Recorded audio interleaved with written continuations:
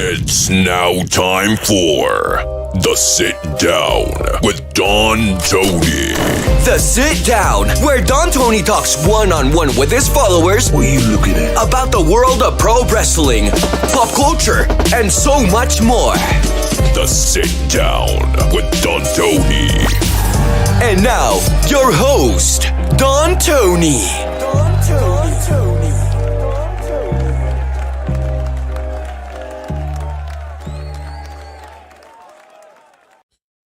All right. Happy belated Valentine's Day to all of you out there. It is Sunday, February 16th, 2025. I want to welcome you to this latest edition of The Sit Down. I am Don Tony. I want to thank you very much for joining me.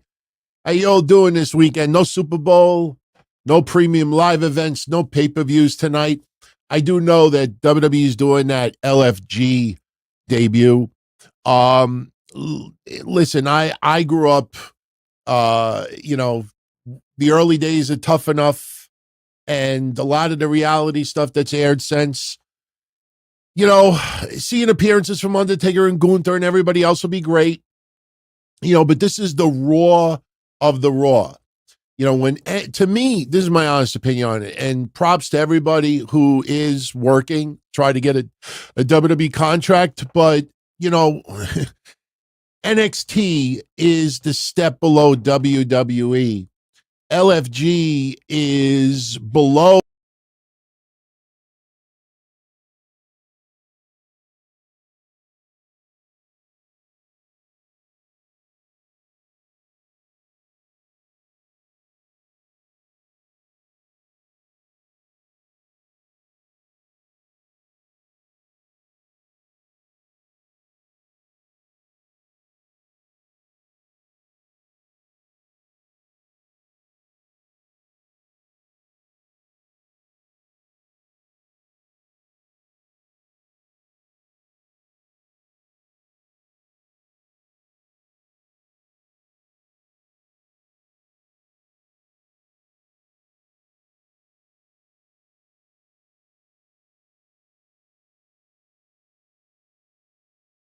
Bitch. There we go. Hold on. Did I get muted again? How long was I fried? I know. See, I hit a button now and it works. I don't know what happened there. Probably my Microsoft Edge was probably trying to hijack the audio again. We haven't had one of those glitches in about 6 or 7 weeks. So, but anyway, my apologies. You didn't miss much of anything. All I was saying, and everybody in audio only is going to hear this again. In my opinion, LFG is a show that if you're home Sunday night and you're bored and you want to watch something related to WWE you haven't seen before, you watch LFG. The rivalries, the biographies, for younger wrestling fans, it's cool. To me, you've seen this 1,000 times over the years. What I was saying about LFG is, we have NXT, and obviously NXT is one step below the main roster, but LFG is below NXT. It's below Level Up. It's below Main Event. It's below Tough Enough. This is ground floor. This is WWE thinks you have something, but we don't know what it actually is. I personally think Gunther acting like a total asshole to rookies might be the most entertaining part of the show. But listen, it's TV that A&E wanted from WWE, so they produced it, and it's on. I'm just, to me, it doesn't tickle my fancy. So anyway, guys, I know some of you are aware of this already, but Kev will be joining me tomorrow night for the Don Tony and Kevin Castle show. I will tell you that going forward, Kev and I are going to maximize the time that we have together. And what I mean by that is if you enjoyed the shows before, we're going to make sure that every second of every minute of every conversation is going to be top notch. Because number one, life is short. And number two, health gets in the way sometimes. And that happened over the last 2 weeks with Kev. He returned on Thursday with Trez.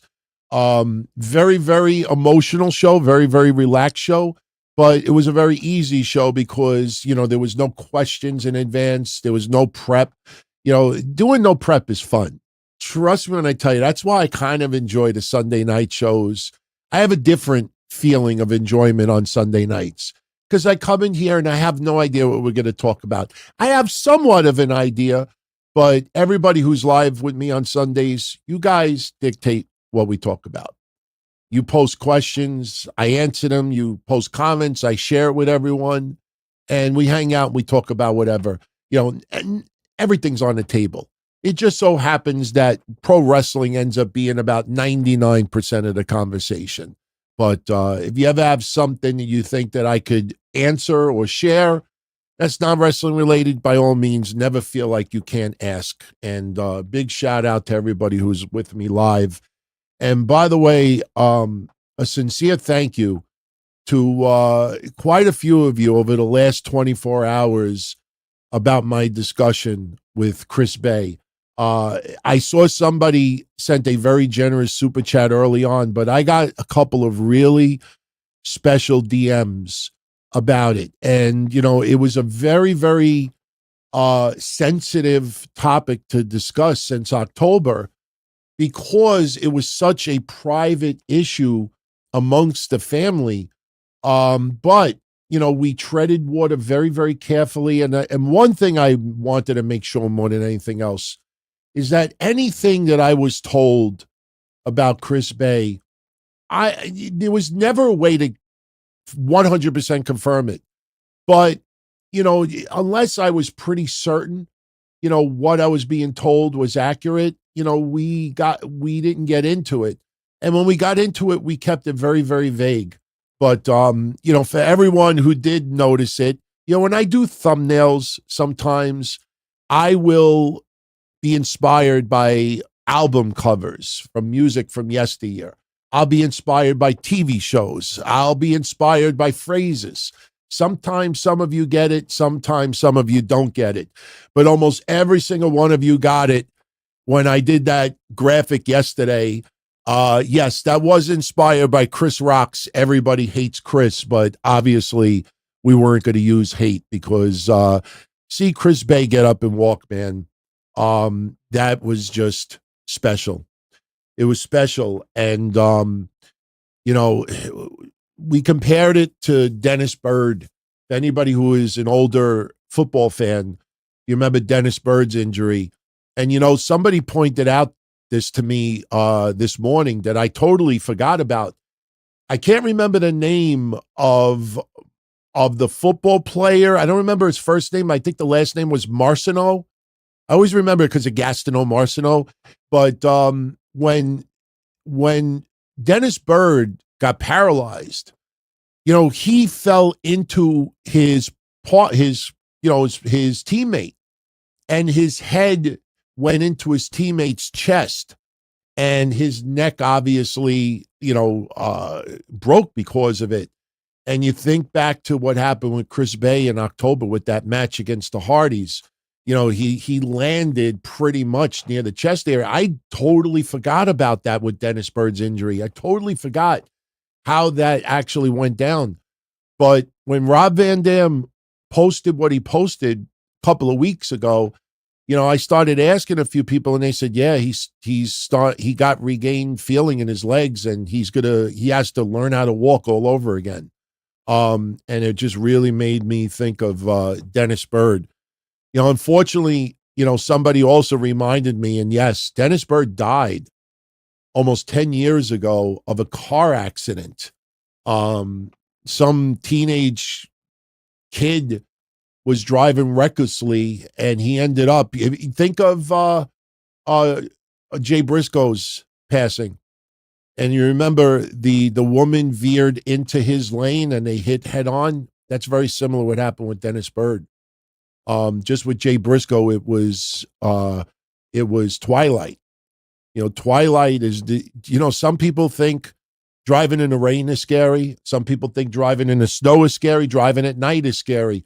Driving in twilight could be one of the scariest experiences, especially when you are on a narrow road. Twilight is scary shit, man. So anyway, I want to thank you all for joining me tonight. I don't think we'll have any more audio glitches. I don't think we'll have any more. So let's get right into some questions and comments. Yeah, Roderick Howard brings up Daryl Stingley.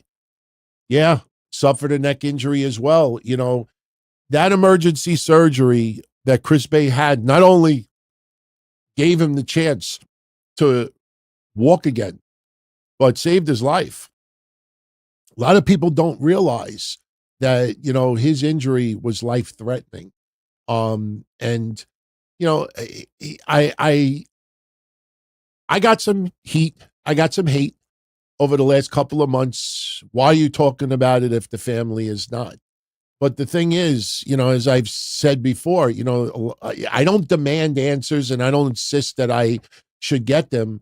But when everybody and their mother in the wrestling world knows, what had happened and what we want to see happen, I wasn't putting it out there for an exclusive. You never saw me, post anywhere. That's why even on Twitter last night, I didn't even post a link for the show because I didn't want to make it seem like, oh, I'm talking about Chris Bay. Click on my stuff. I just, kept it very, very private. But the bottom line is he's regained feeling in his legs. And if he could live somewhat of a normal life going forward, that's beautiful. That's beautiful. You look at Big E. Look at Big E. I mean, Big E, was never to that extent, but his injury was extremely serious. And I could only imagine how crushing it must be for Big E and Chris Bay and Droz, God rest his soul, and others who absolutely love pro wrestling, and it's just snatched in the blink of an eye. Some people can get closure. Some people do see a bigger purpose. Some people do have a newfound appreciation for life. For some people, I could only imagine how devastating it is. And for some people, they never recover, and it's not just injury. It's not just injury. Sometimes it's getting released. Sometimes it's getting fired, losing the opportunity. You look at some of the tragic deaths in wrestling from yesteryear. You know which one stands out to me? I don't want to say more than anybody, but one that really stands out to me because I remember when it happened, we got the police report. We got some information that time that no one else had, and it was pretty freaking raw. Mike Lockwood, Crash Holly. Man, talk about a guy that hit into a depression because of, not to be able to do what he loved to do on the level that he used to do it. And, he tragically passed away. There are so many. It doesn't even have to be in pro wrestling. It could be anybody out there. That's why sometimes when I see some people on social media talking about having a bad mental health day, I don't take it for granted because you never know. For some people out there, especially, and this might come off the wrong way for a lot of people out there, but especially the fact that people these days are a lot softer. Nothing against Adam Copeland. I appreciate what he said on that interview in Australia over the weekend that got a lot of buzz. Keep in mind that interview was before Grand Slam, so he did not expect the serenading that he got, which I thought was great. But, he pretty much calls out people for criticizing wrestling. He calls out people for criticizing Jey Uso. Again, somebody pointed out that movie critics have been around since the beginning of time. No wrestling fan should be forced to put a happy smile on their face and just cheer for Jey Uso simply because he won. You know what I mean? If you absolutely wanted CM Punk to win, if you absolutely wanted Logan Paul to win, if you absolutely wanted Seth Rollins to win, Roman Reigns, John Cena, whoever you choose, that is your right as a wrestling fan. If you are disappointed and you are critical of something, but you do it in a respectful way, there is absolutely nothing wrong with that. And simply because you have a difference of opinion or you have a different take or you don't like the outcome. Remember what I have said for 20 some odd years, wrestling is supposed to break your heart. It broke a lot of people's hearts 2 years ago when Sami Zayn lost in the Elimination Chamber to Roman Reigns. You had people out there that were convinced that he was winning it. We've had Cody Rhodes, wrestling broke, a lot of people's hearts when he lost at WrestleMania 39. Who would have ever thought it would have went a whole nother year? Just a master plan for 24 months in the making. Wrestling is supposed to break your heart once in a while. And sometimes the outcome might break your heart, even though it's the right way to go, or if it's a bigger, picture out there, that doesn't mean that you have to conform. So with all due respect, even though with Adam Copeland, I understand why he's saying what he's saying, but, not everybody was like, fuck Jey Uso, fuck that motherfucker, he's a tag team. No, Val Venus does shit like that. A lot of wrestling fans were like, I'm disappointed. I just, it's funny? I think, ironically, a year ago today, go on Triple H's Twitter account. Seriously, go on Triple H's Twitter account and do a search from a year ago today. It was 1 year ago today that Triple H posted a video package on Twitter of a Raw main event for a championship. And it was a huge hype video. And it was very well done. And if you watch it and you compare it to a year later, it seems like the same thing. It's Gunther versus Jey Uso. And Gunther, I'm going to embarrass you. I'm going to beat you more than your own family beat you. Yeet, yeet. It's my time. Yeet. It's 1 year ago today. Same thing. Just different title. Different title. So, Intercontinental Championship. If I remember. Yeah. All right. Let's get into some of your questions. Obviously, our super chats out there, they go to the head of the table. It's the only fair thing to do. But we'll get into everybody's. We'll talk about everybody's tonight. We have plenty of time. We'll probably go like 90 minutes to 2 hours. And I want to open up with Peter Grippo. Thank you, Peter. Any thoughts on AEW Ringgate?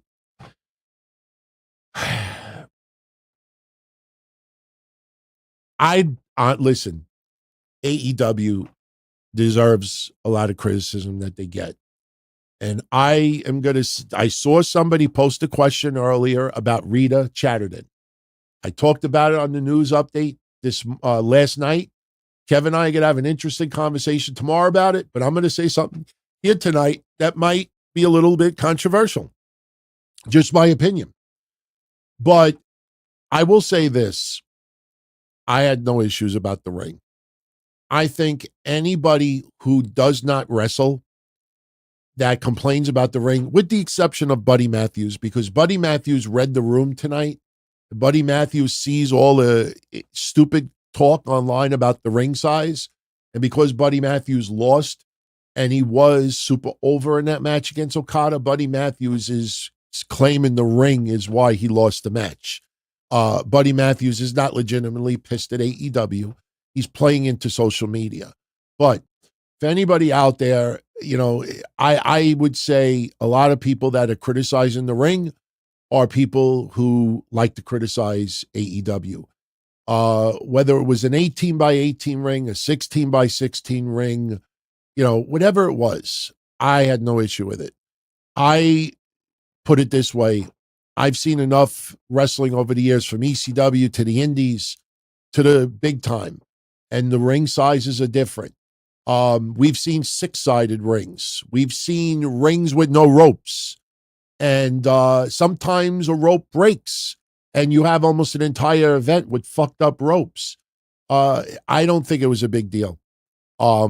as far as people saying that AEW should have shipped the ring all the way to Australia, because Tony Khan's a billionaire, I don't even put any thought into that. To me, that's stupid. The fans seem like they had a great time there yesterday. This was a house show that we had the chance to watch on Warner Brothers Discovery Television. It was a house show. Everybody who paid a ticket, for the most part, seemed to be having a great time. Those are the only people that AEW truly had to answer to over the weekend. If AEW wanted to do fucking, bash at the beach and just brawl on beach sand and not even have a ring, if that's what the fans wanted to see, so be it. I know I'm exaggerating here, but honestly, I don't have any issue with it at all. I think there's other things that we could criticize AEW about, the size of the ring, and anybody saying, "Oh, I couldn't even watch it on TV." Good, then don't, because a lot of people that I think that claim that don't watch AEW anyway. Just my honest opinion. So, Police Squad says he listened to my show today. Big ups for how I covered Chris Bay the last few months. Please start posting your news here. I read about Dennis Bird after you compared Chris Bay to him, but I'd love to see the media that I add to my discussions. I don't know if I'm going to do that. Honestly, with all due respect, Squad, I appreciate the 20 spot. You could become a channel member for 1/4 of that and get the video versions. I've been thinking about making it visible for everybody after a certain amount of time. The only problem is, since their news updates, after a couple of days, the news gets old. So I've thought about that. I know there's a lot of you out there that want to see Kevin and I grow, especially on YouTube, but YouTube is not the moneymaker that everybody thinks it is. And especially that we have to be very, very careful how we use our time, because we already spend a shitload of time doing shows. We want to be able to have the best platform. We don't want it watered down, on YouTube. Plus, dealing with all the clickbait, all of the people out there that will, post whatever they can just to drag you in. And then we got to get buried because people out there are clickbaiting about a story that they know is not true.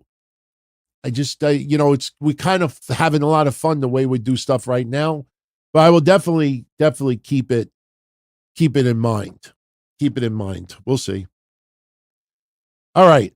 Who's the gentleman earlier that brought up Rita Chatterton? He brought up the guy from Gawker. Let me actually, you know what? I could probably go back and look. Okay. Joe Smith. Thoughts on Tony Khan paying ref Rita? Rita. That sounds like the Honeymooners, right? Wasn't that Ralph Cramden? Remember the hot chick, the woman that was married to that geek, and they went over his house that time, and Ralph Cramden and Ed Norton were all like pandering to the girl. And then I think Alice dressed up really, really sexy, and she's smoking a cigarette, and she was doing it because of Rita.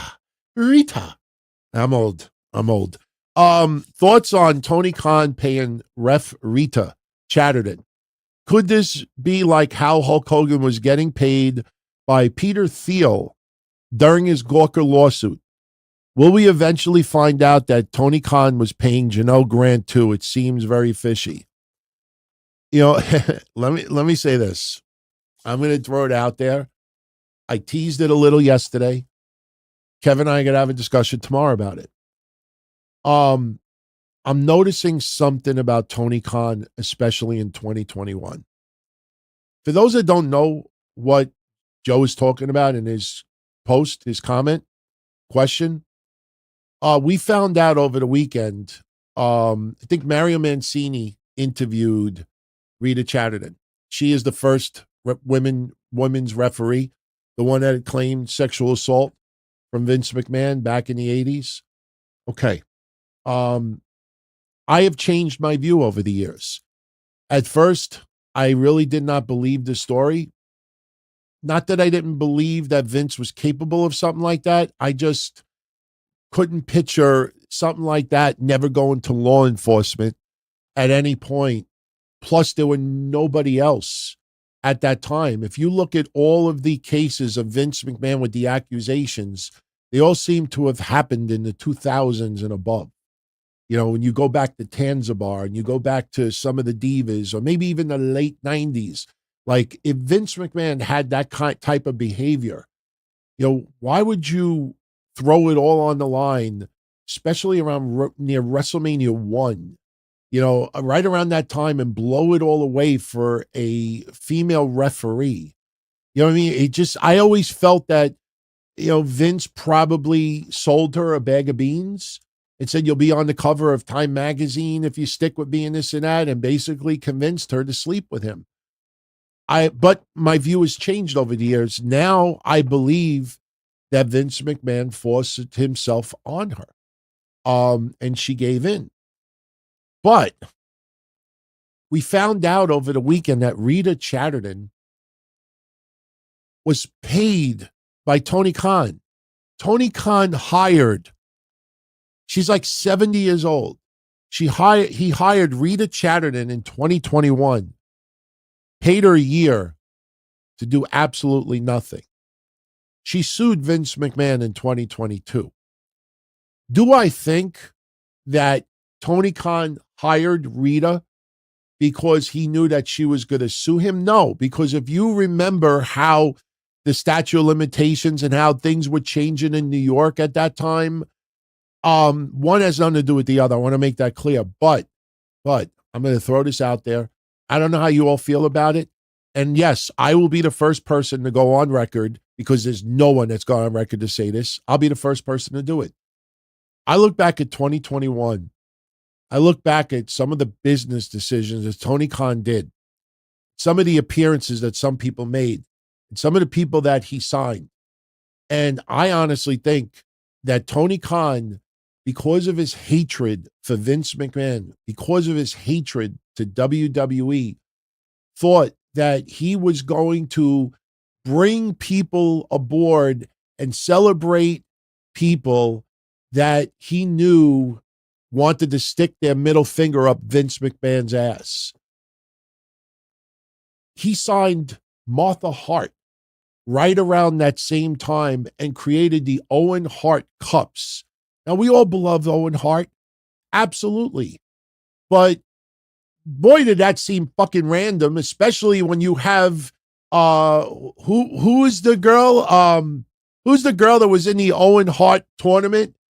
You know, this wasn't like Sasha Banks, where Eddie Guerrero was my favorite wrestler growing up. Who's that girl? You know, the one that always sticks a middle finger out from Japan. I got to reset my chat because my chat's been light.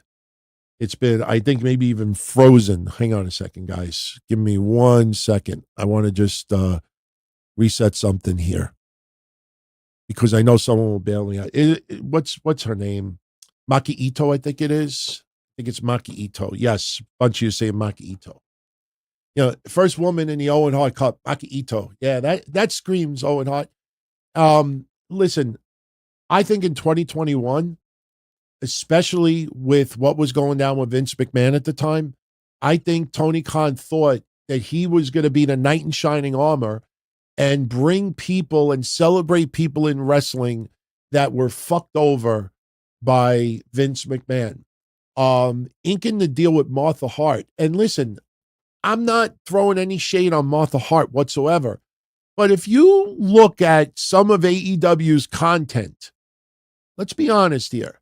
You look at some of AEW's content and you have Martha Hart at those shows and you see some of the content that they put out there, it just feels a little bit bizarre.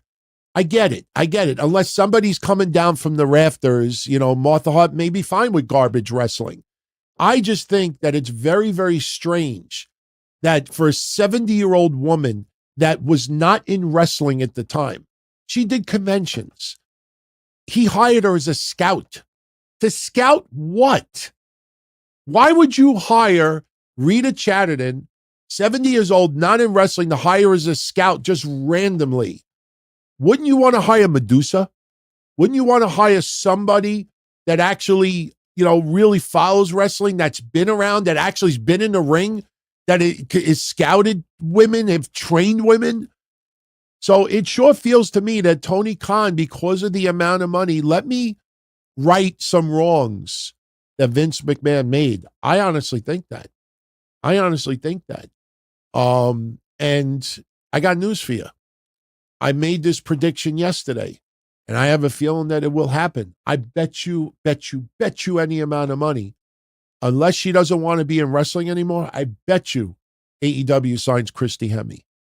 Bet you AEW signs Christy Hemme. And let me make this clear. Christy Hemme works her ass off behind the scenes, as far as I know. She actually does a good job in what she does in production and organization and other things that she does. I am not saying that Christy Hemme is just a pretty face that got screwed over also by Vince McMahon, even though she had the last laugh not too long ago. Would not be surprised if he brings her in also. I honestly, listen, you can't, you know how sometimes in the past we would do predictions for WWE events and we would get things wrong? And then we realized when you do predictions, you could predict who you would want to see win. You could predict who you hope to see win, but you have to use WWE's logic. If you want to give predictions and win at your predictions, you have to think like WWE. What would WWE do in that situation? With AEW, with Tony Khan, you cannot use regular logic. You have to use immature, baby, despise Vince McMahon. Vince McMahon is the Harvey.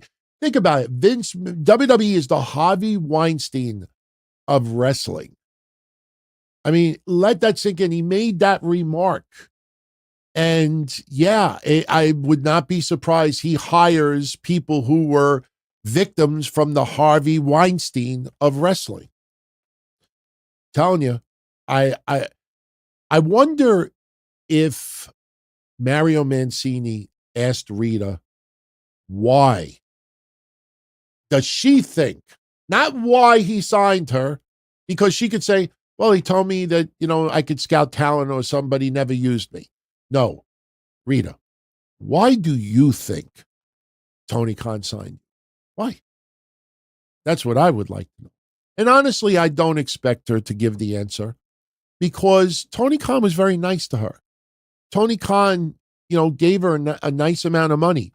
So that was very, very generous of Tony Khan. Rita owes no shade to Tony Khan's way. In the back of her mind, she could possibly think the same thing. He only brought me on because of what Vince did to me. And it became a topic of conversation again. So let me do the right thing. Give that person a little bit of closure, a little bit of money that they should have gotten. Just like when you donate to a GoFundMe or you donate to someone who's down on their luck, and you do a little bit extra because, you just want to get that person out of a rut. That's what it kind of feels like to me. No, Ralph. I do not believe Tony Khan hired Rita to get the 411 on Vince. She had no ties to Vince McMahon for decades. And I don't think it had anything to do with that. I think because he thought that he was going to give Rita Chatterton closure about pro wrestling. That, no, you're not going to go out like that with everybody always thinking, with you always feeling that wrestling screwed you over and banished you. I'm not banishing you. Again, you got to think, and I'm sorry to say it like this, you got to think of it in the mind of Tony Khan, a 40-year-old baby who is a billionaire who has been in a bubble his entire life. He lives on a $350 million yacht. When he went to the Super Bowl, he had to sit in the skybox because he can't be around regular people. When he's around people in the back, he acts like a baby. When he's with the wrestlers, he feels like he's with his heroes.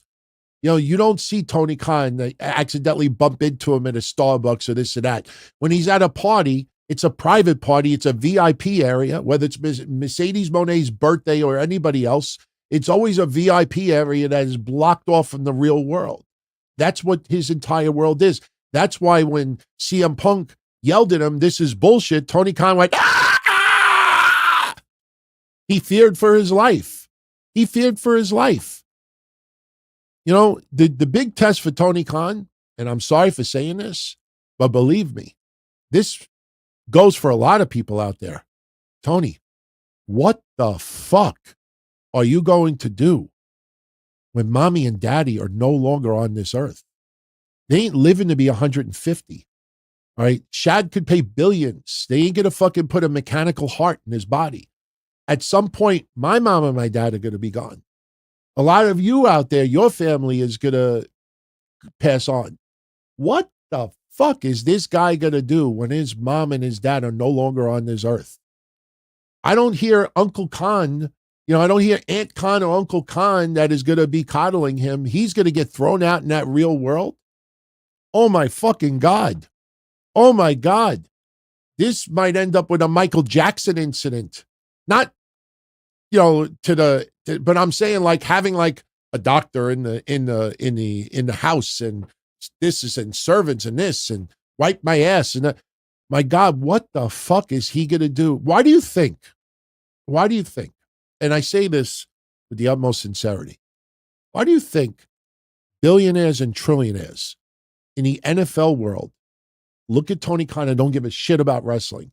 Look at Tony Khan and they reference him as Shad Khan's kid, a 40-year-old who is involved with, I think, Fulham, Jacksonville Jaguars, advertising companies out there, does work his ass off.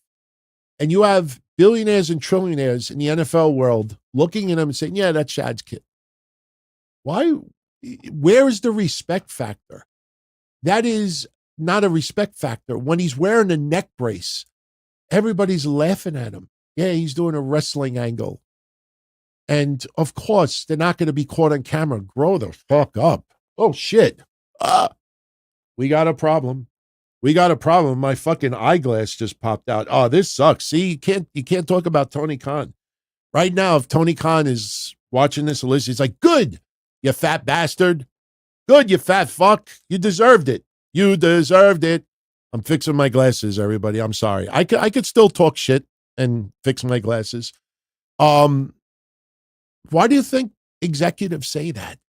That's not complimentary. That's not even complimentary to Shad Khan. That's not complimentary. Why was Shad Khan in the middle of the ring when the Meltzer driver was done to Tony Khan? He had this look on his face like, he's like, what the fuck did my fucking baby son do here? I mean, why the fuck am I here? I mean, just imagine.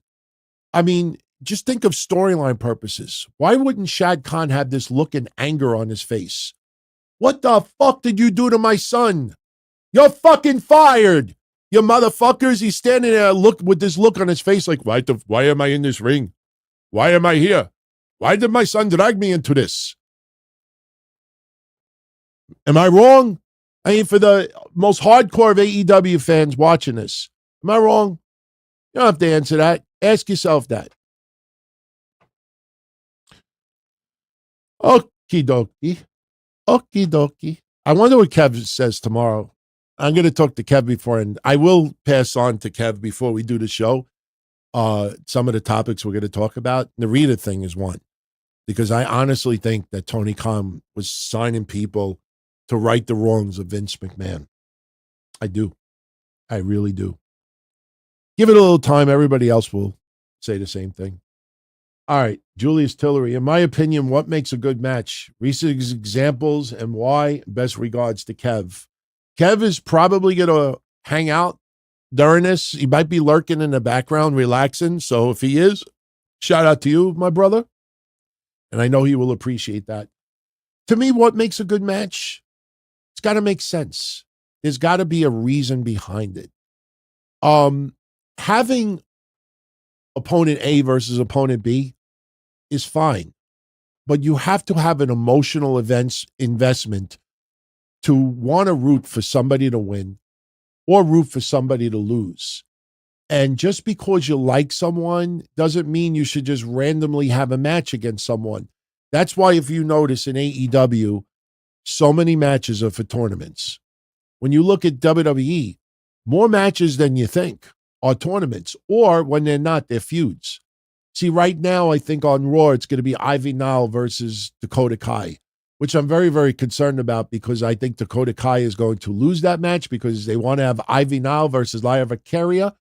So somebody's probably going to come out and spoil it for Dakota Kai because I just can't see Ivy Nile pinning Dakota Kai clean. I think a lot of people don't want to see that. But you see a match like that come together. Why are they together? Because whoever wins is going to take on Lyra for the championship. Okay. So a lot of people want to see Dakota Kai win. All right. For Ivy Nile, a lot of people think that she's got a nice, bright future in wrestling, but a lot of people still are somewhat indifferent about her. They don't want to see her win. But we have seen a lot of confrontations with Ivy Nile and Lyra Valkyria the last couple of weeks. So when a match comes together, once in a while, you could give somebody, wrestling fans a treat. Have two people face each other that you wouldn't normally see. It's fine once in a while. But you can't just keep putting matches together for the simple case of putting them together. And fans are not stupid. When I was doing my hotlines in the 90s, and I know a shitload of you remember this because I still use it to this day. Anybody remember what I used to call, just storylines put together just for the sake of putting them together? I used to call them Acme Insta-feuds. In the 90s, I would compare it to like a Roadrunner cartoon. When Wild E. Coyote is doing everything possible to stop the Roadrunner, he would buy Acme Birdseed, Acme Dynamite, Acme this, Acme that. So I said, in fact, I even think one time I might have made a thumbnail that said Acme Insta-feud. What would be a good Acme Insta-feud in the 90s? Somebody's walking in the back and they're pouring a cup of coffee and somebody bumps into them. Why don't you watch where you're going?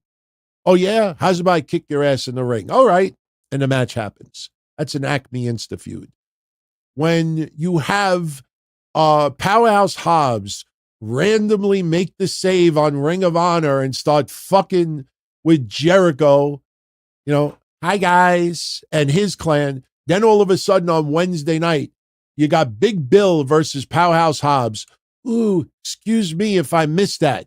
That's an Acme Insta-feud. People can feel when two people are being forced together because they don't know what the fuck else. They can't figure out how to get from point A to point B. You just need two people in the match that you care about, that you understand why they're having a match. Sometimes it could just simply be, I want to get higher on the card. I want to get to the next level. Carmelo Hayes right now, he's beating Tozawa. He's beating R-Truth.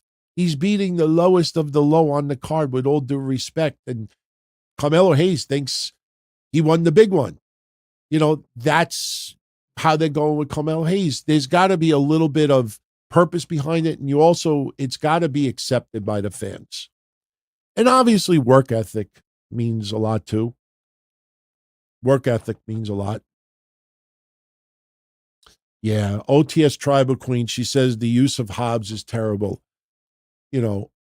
I know I don't get the biggest audiences out there, even though the audio, everything combined, there's some nice numbers. We're in the top 15 on a consistent basis now, but I'll say this. When Hobbs first came back and had him as a baby face, I'm like, you better put a fucking world championship on this guy and have that somewhat of a WrestleMania moment with him. Because just having him as a baby face, because you don't know what fucking baby faces to put him up against. They have him as a baby face because they're like, oh shit, he never fought Jericho. He never fought Big Bill. He never fought Moxley. Maybe he has, but the point is, oh, Hobbs, baby face. There's 35 people that he could face. They are misusing Hobbs. Listen, if he's getting paid and he is happy, the bills are paid, the family's is set right now, good for him, man. Good for him. You guys, I'm sure you all realize this. It's not every pro wrestler's dream to go to the WWE. even though wrestlers, when they get to the WWE, you ever notice it? Whenever somebody signs with the WWE, at some point early on, they'll tell Chris Van Vliet or somebody else, if your goal is not to go to the WWE and appear in WrestleMania, then you shouldn't be in this business. Yeah, that's, like, that Shawn Michaels clip? That's what they're doing. They're coddling WWE. Here's some breaking news. Not everybody in pro wrestling wants to have that kind of grind. Not everybody wants to be a household name that 50 years from now, everybody still recognizes them on the street. Some people love pro wrestling, but the indies are good enough. Some people that love pro wrestling, AEW is just fine for them. NWA is just fine for them. Not everybody wants to become a WWE superstar. Not everybody wants to work that kind of schedule. Some people, hey, listen, if I work 1-2 days a week, I get to go home. I get to go on Twitch. I get to play my video games. I get to hang out. I'm set. A lot of people are like that. So for Hobbs, we don't truly know. The only people that truly know are Hobbs, his family, probably his closest friends.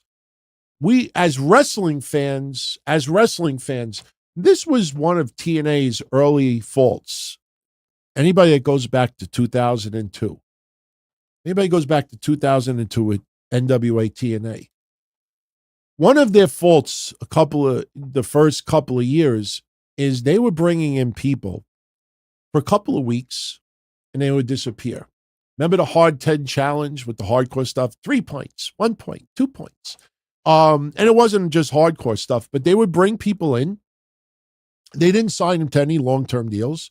They would be on TV for a couple of weeks and they'd disappear. This is not, the territories from the 70s. And you would see this rotation.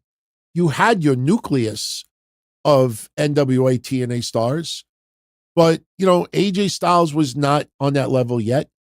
AJ Styles was in WCW in 2001, teaming up with Air Paris. He was doing NWA Wildside. AJ Styles was not the household name yet. When you go back to NWA TNA in 2002, you had Ken Shamrock, Jeff Jarrett, the Flying Elvises. Not everybody out there were these big stars that they would turn to be. Once they started to get around 2005, 6, to me, that's when TNA started to realize, okay, we really got to start. I think they started in 2004, but it really didn't kick in until 5 and 6. That's when TNA, they realized we need to have names that are recognizable with TNA. And, the rest is history. They're still working today. Sonny Siaki was great. Mighty Mighty says Sonny Siaki. I've told this story before. I worked one match, one event with Sonny Siaki. Talk about one of the most intense people that I ever saw prepping for a match backstage. I know I've told this before. I worked an XPW event in 2002. Sonny Siaki was on the card as well. And Sonny Siaki, I'll never forget it, in the back of the ECW arena, he was preparing for his match. And I went in the back for some reason. I was talking to Sonny. I think Sharkboy might have been on that show too. I'm not sure. I might be mixing up 2 events, but I was talking to somebody. And Sonny Siaki's in the corner. And he's just pacing back and forth. And if anybody ever gets to talk to Sonny Siaki, this is what he would do. He would just pace back and forth, close his eyes, just get into a fucking zone. And I remember whoever I was with, they're like, don't go up to him. Don't go up to him. He's prepared for his match. And all he did was just pace back and forth by himself, getting into a zone. And very, very intense, but a great, great, great freaking wrestler, man. Sonny Siaki is a guy that I would have absolutely loved to go a little bit further in wrestling. Sonny Siaki was pretty damn good, man. Sonny Siaki was good. Definitely was good. All right. If Rhea Ripley, this is from Roderick, didn't get injured last year, who beats her for the women's world title? Or did she even lose last year? I don't see Rhea Ripley losing last year. I don't like I don't like how they're using Rhea Ripley. I know Rhea Ripley is still insanely over. I'm not stupid. Rhea Ripley is still, when she works at the top of her game. But if WWE is not careful, in no time, Rhea Ripley will start getting a little bit more heat, similar to Charlotte Flair. Yes, we don't have a 16-time world champion, Rick Ripley, out there.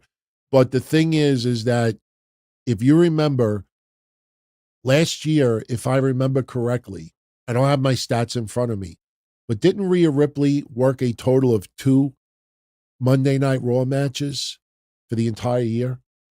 Didn't she face Ivy Nile one time and I don't remember who she faced. I think she might have only had 2 singles matches on Monday Night Raw in 2024. She wasn't injured for the entire year, but she only had, if I remember correctly, 2 singles. Maybe she had 3, but I'm pretty sure it was just 2.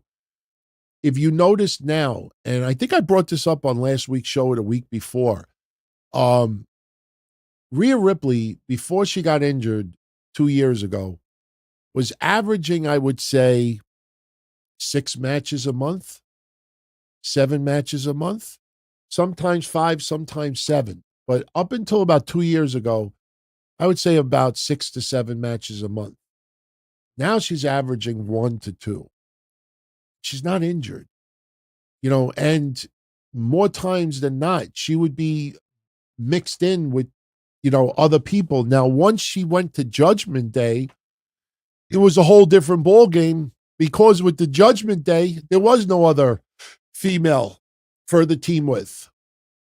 So I think they have to start using her more. She's still insanely over. She's fine for the foreseeable future. But a couple of years from now, if that trend continues, I think people are going to be like, why is this woman not wrestling much at all?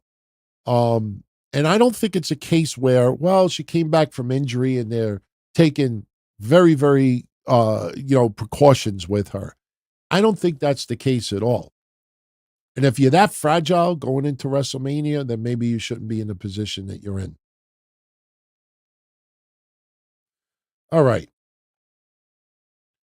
Hans Joker. What are my thoughts on WWE hypothetically promoting an all-women's pay-per-view called Side Piece Saturday? That ain't happening. That ain't happening. Got my little side piece going on. I think, what was the one we used to call back then? Instead of Shotgun Saturday night, wasn't Slut Gun Saturday night. It was something sexual with Saturday night. Yeah, they're not doing Side Piece Saturday. Do I think WWE does an all-women's pay-per-view again? Yeah, I do. I see NXT, Raw, and SmackDown women coming together. You could even throw a TNA match on there as well. I think they will definitely do Evolution too, especially with, I don't know if you would call it Evolution. I don't think you would call it that, or Revolution, or whatever you want. I think they would use an entirely different name. But I think with Triple H at the helm right now, doing an all-women's pay-per-view, absolutely. Absolutely. Especially that you don't have traditional pay-per-view buy rates anymore. They don't have to worry about the buy rate coming in and only being 65,000. They don't have, there's a couple of cable companies out there that still sell WWE pay-per-views, but for the most part, it's Peacock. So you don't have to worry about numbers, so to speak. And I think it would actually sell.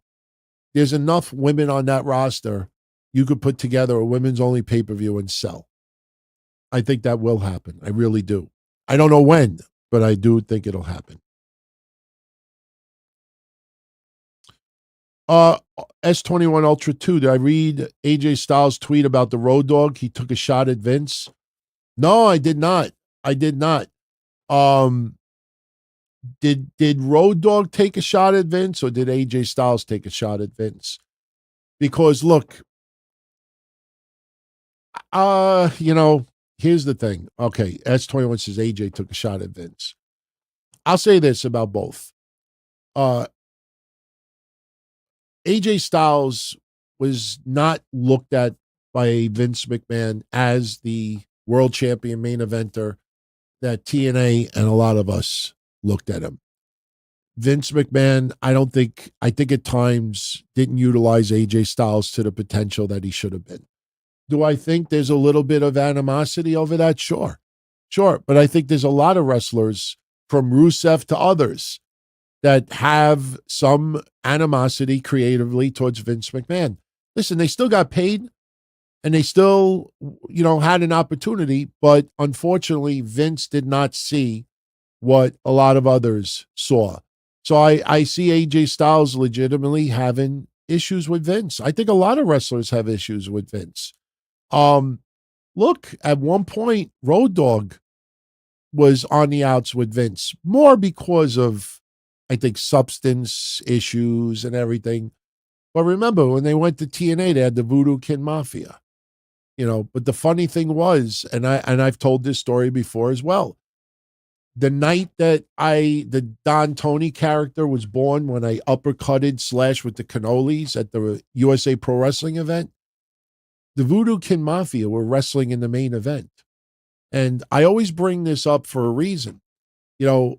Wrestlers from different organizations, when they work on the same indie shows together, they talk. They absolutely talk. That's not contract tampering.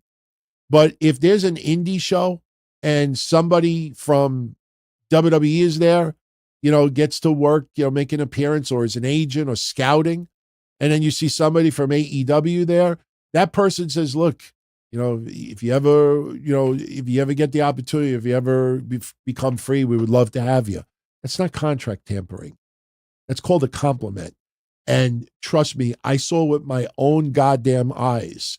Tommy Dreamer was on this card that I was involved in, and others. Tommy Dreamer was working as an agent for the WWE at that time, or whatever he was doing. And just to show you, not only were wrestlers from TNA all over that show as well, and they were just talking about, and they're all looking out for each other. They're not trying to fuck each other over. They're all looking out for each other. But the Voodoo Kin Mafia, the crowd wanted the New Age Outlaws. They wanted Road Dogg and Billy Gunn come out there and do their New Age Outlaws skit. I have the video of it. I could stream it if I want because I own half the rights with Maniac. He would let me. But that night, they came out as the Voodoo Kin Mafia, and nobody wanted that. So Tommy Dreamer comes out. Now, keep in mind, Road Dogg and Billy Gunn are TNA guys at this time. Tommy Dreamer, who's a WWE guy at this time, comes out and says, all right, for one night only, WWE, we give you permission to be the New Age Outlaws. And they did the whole New Age Outlaws skit, and everybody that was there, the 1,300 people that were there, had a great time. They just wanted to hear it again. Ladies and gentlemen, all around, whatever Road Dogg used to do. They did their regular shtick, and then everybody had a good time. Tone C, the Gabagol is right here. My eyeglass cleaner, that's another story. I got the Gabagol right there. All right. Roderick says Vince probably told Kevin Dunn to screw up the camera spot that missed AJ's Titantron when he debuted. No, I don't think so. I listen, Vince wanted to make money with AJ. Just Vince, you listen, you got to look at the other wrestlers who were there at the time too. Vince saw money, big money with other people, didn't see it with AJ. So AJ still has a little bit of a gripe over it. I don't blame him. I don't blame him at all. As far as AJ sticking up for Road Dogg, I think Road Dogg is now one of the lead writers for SmackDown. Good. If it's a case that Vince never saw Road Dogg as a writer for WWE, again, keep in mind, and I'm not defending Vince, but Vince is almost 80 years old. And Vince, a couple of years ago before he left, he was 76? 76. Have you all been around any 76-year-olds? My dad is 76. Yeah, he turned 76 January 6th. My mom is going to be 77. And trust me, I could tell, not that anything is off, but you start losing a little bit. Look at the Super Bowl with Jimmy Johnson. Jimmy Johnson is now about 80. Most people think Jimmy Johnson is not coming back for another Super Bowl. They did that weird AI tribute to Jimmy Johnson, which was fucking awful. If anybody paid attention to that AI shit, that was awful. But, when you get older, you start losing it a little bit. So, I'm not making excuses for Vince, but I honestly think for up until the last 5 or 6 years, Vince probably should have been out of that company 5, 6 years ago, maybe even 7 years ago. And he wasn't. So, listen, if we're going to be honest for a minute, SmackDown is not fucking killing it either. SmackDown, I think, is fine. I mean, I'm enjoying a lot of what I see on SmackDown, but this is not like Bloodline 2-3 years ago, Cody Rhodes chasing the story stuff. Some of it is kind of like just there. The tag team scene. What happened to the fucking Street Profits? Hey, Road Dogg, the fuck is going on? They should be destroying everybody. Those 4 fucking guys that show up at NXT Vengeance Day yesterday, that should be the Street Profits every Friday on SmackDown. Just when you put your mask up, you don't do what that idiot did yesterday and cover his entire face. Did you all see that? That was funny. Look at the Street Profits. I mean, come on. I mean, really? I mean, look, this is almost like Groundhog Day now. That they show up, put a growl on their face, attack some people, and then they fucking vanish. What's going on with the Wyatt Six?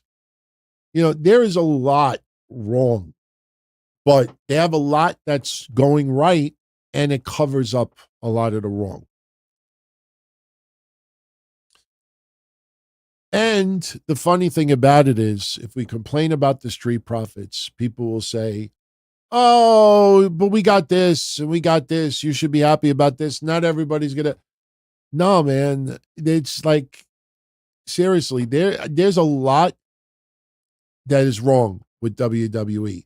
They are just lucky right now that Drew McIntyre amped it up to another level, that CM Punk is healthy, that, Jacob Fatu ended up coming into that company and catching fire, and there's others.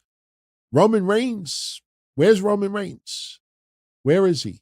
Since Netflix, where is he really? I mean, what's going on with him? Yes, he was in the Royal Rumble, but now what? Oh, he's out indefinitely because of what happened with Seth Rollins and the curb stomps. Now it's like Roman's back, relaxing with his family. You look at some of there's a lot that is being covered up right now because of a handful of people. VJ, oh, by the way, VJ, I was wanting to say this for like 5 straight days. Kept forgetting. You won the Royal Rumble predictions contest on YouTube, so I owe you a 50 spot. So you got to let me know how you want me to get it to you. So just drop me a DM. I can send you PayPal, Amazon, WWE, AEW, gift card, whatever. And happy 21 months being a member of the family here. Thank you. He says he knows he shouldn't, but for some reason he still feels bad for Tony Khan for being taken advantage by all the corny wrestlers. He's too nice for this business. I honestly don't feel bad for Tony. Let me rephrase that. I feel bad that Tony Khan I feel bad that Tony Khan was shielded as much as he was from the real world. When I said I said about 4 years ago that Chris Jericho was the 3rd most powerful person in that company, a lot of people didn't understand at that time that, when back in the day you had Vince's yes men, but Vince was a bona fide, successful already, person in wrestling. He just wanted people feeding his ego. Tony Khan has put all of his trust in a lot of these people. And a lot of these people will tell him what he wants to hear, convince him that internet is bots, and all this other stuff. His legal team says, oh, it's an outside investigation, which was a lie. Think about that. The whole original fight and the CM Punk Jungle, outside investigation, my ass. There was never an outside investigation. This was a man that if you had to put him on the stand, he would turn into silly putty. Could you imagine a lawyer deposing Tony Khan and he starts going off topic and he starts talking about Sting being the greatest wrestler of all time and everything is great and, we got a great show coming up and make sure you tune in to Dynamite on Wednesday. The attorney would be like, stay on point, sir. Shut the fuck up. You didn't answer the question, and if he stood there and did an Ariel Helwani, he'd get thrown in jail. So I feel bad that Tony Khan was shielded as much as he has, because one day Tony Khan is going to be forced into the real world, and he's not going to be able to handle it. But understand, he's not mentally retarded. All right, I do believe that I've made my medical claim, my medical guess, I should say, of what I think is wrong with Tony Khan, besides immaturity. But at some point, you do have to take responsibility for yourself. Here's how I look at it. I watch a lot of police videos on YouTube, and I'll see somebody get pulled over for drinking and driving. And usually it's a woman. Let's be honest, it's a woman. And the woman will be like 19, 20 years old, and they'll be crying for mommy, or they'll be, you can't do this to me, and I want to call my mommy and this and that. And the cop will say to them, you're a grown adult now. No, you don't get to use the phone. You're a grown adult now. You could make a phone call at the jail. You don't need to call mommy, and they're over 18. So at some point, you got to look at Tony Khan and say, look, you're a grown adult. He ain't 19 years old. He's fucking 40. So at some point, he's going to have to deal with the real world. Again, I know this sounds awful, but it's true. What is this guy going to do when mom and dad is no longer around? What are they going to do? What is he going to do? Honestly, I think people say to me, oh, Tony Khan will sell the business. Tony Khan will get burned out. Tony Khan will just, start hating wrestling and get out of it. I think if Tony Khan ever gets out of pro wrestling and AEW, I think it'll be the day that his mom and dad are no longer around. It'll be like a bad Star Trek episode where you fuck with the computer and the computer doesn't know how to operate. I think he'll just show up one day and be like he won't know what to do. He'll be screaming out for mommy and daddy, and nobody's around. I'm sure he'll spend $1 billion to get AI. I'm sure they'll probably get from China a robot that'll look like his dad, and it'll be AI. And be like, Dad, what should I do? Son, I am AI.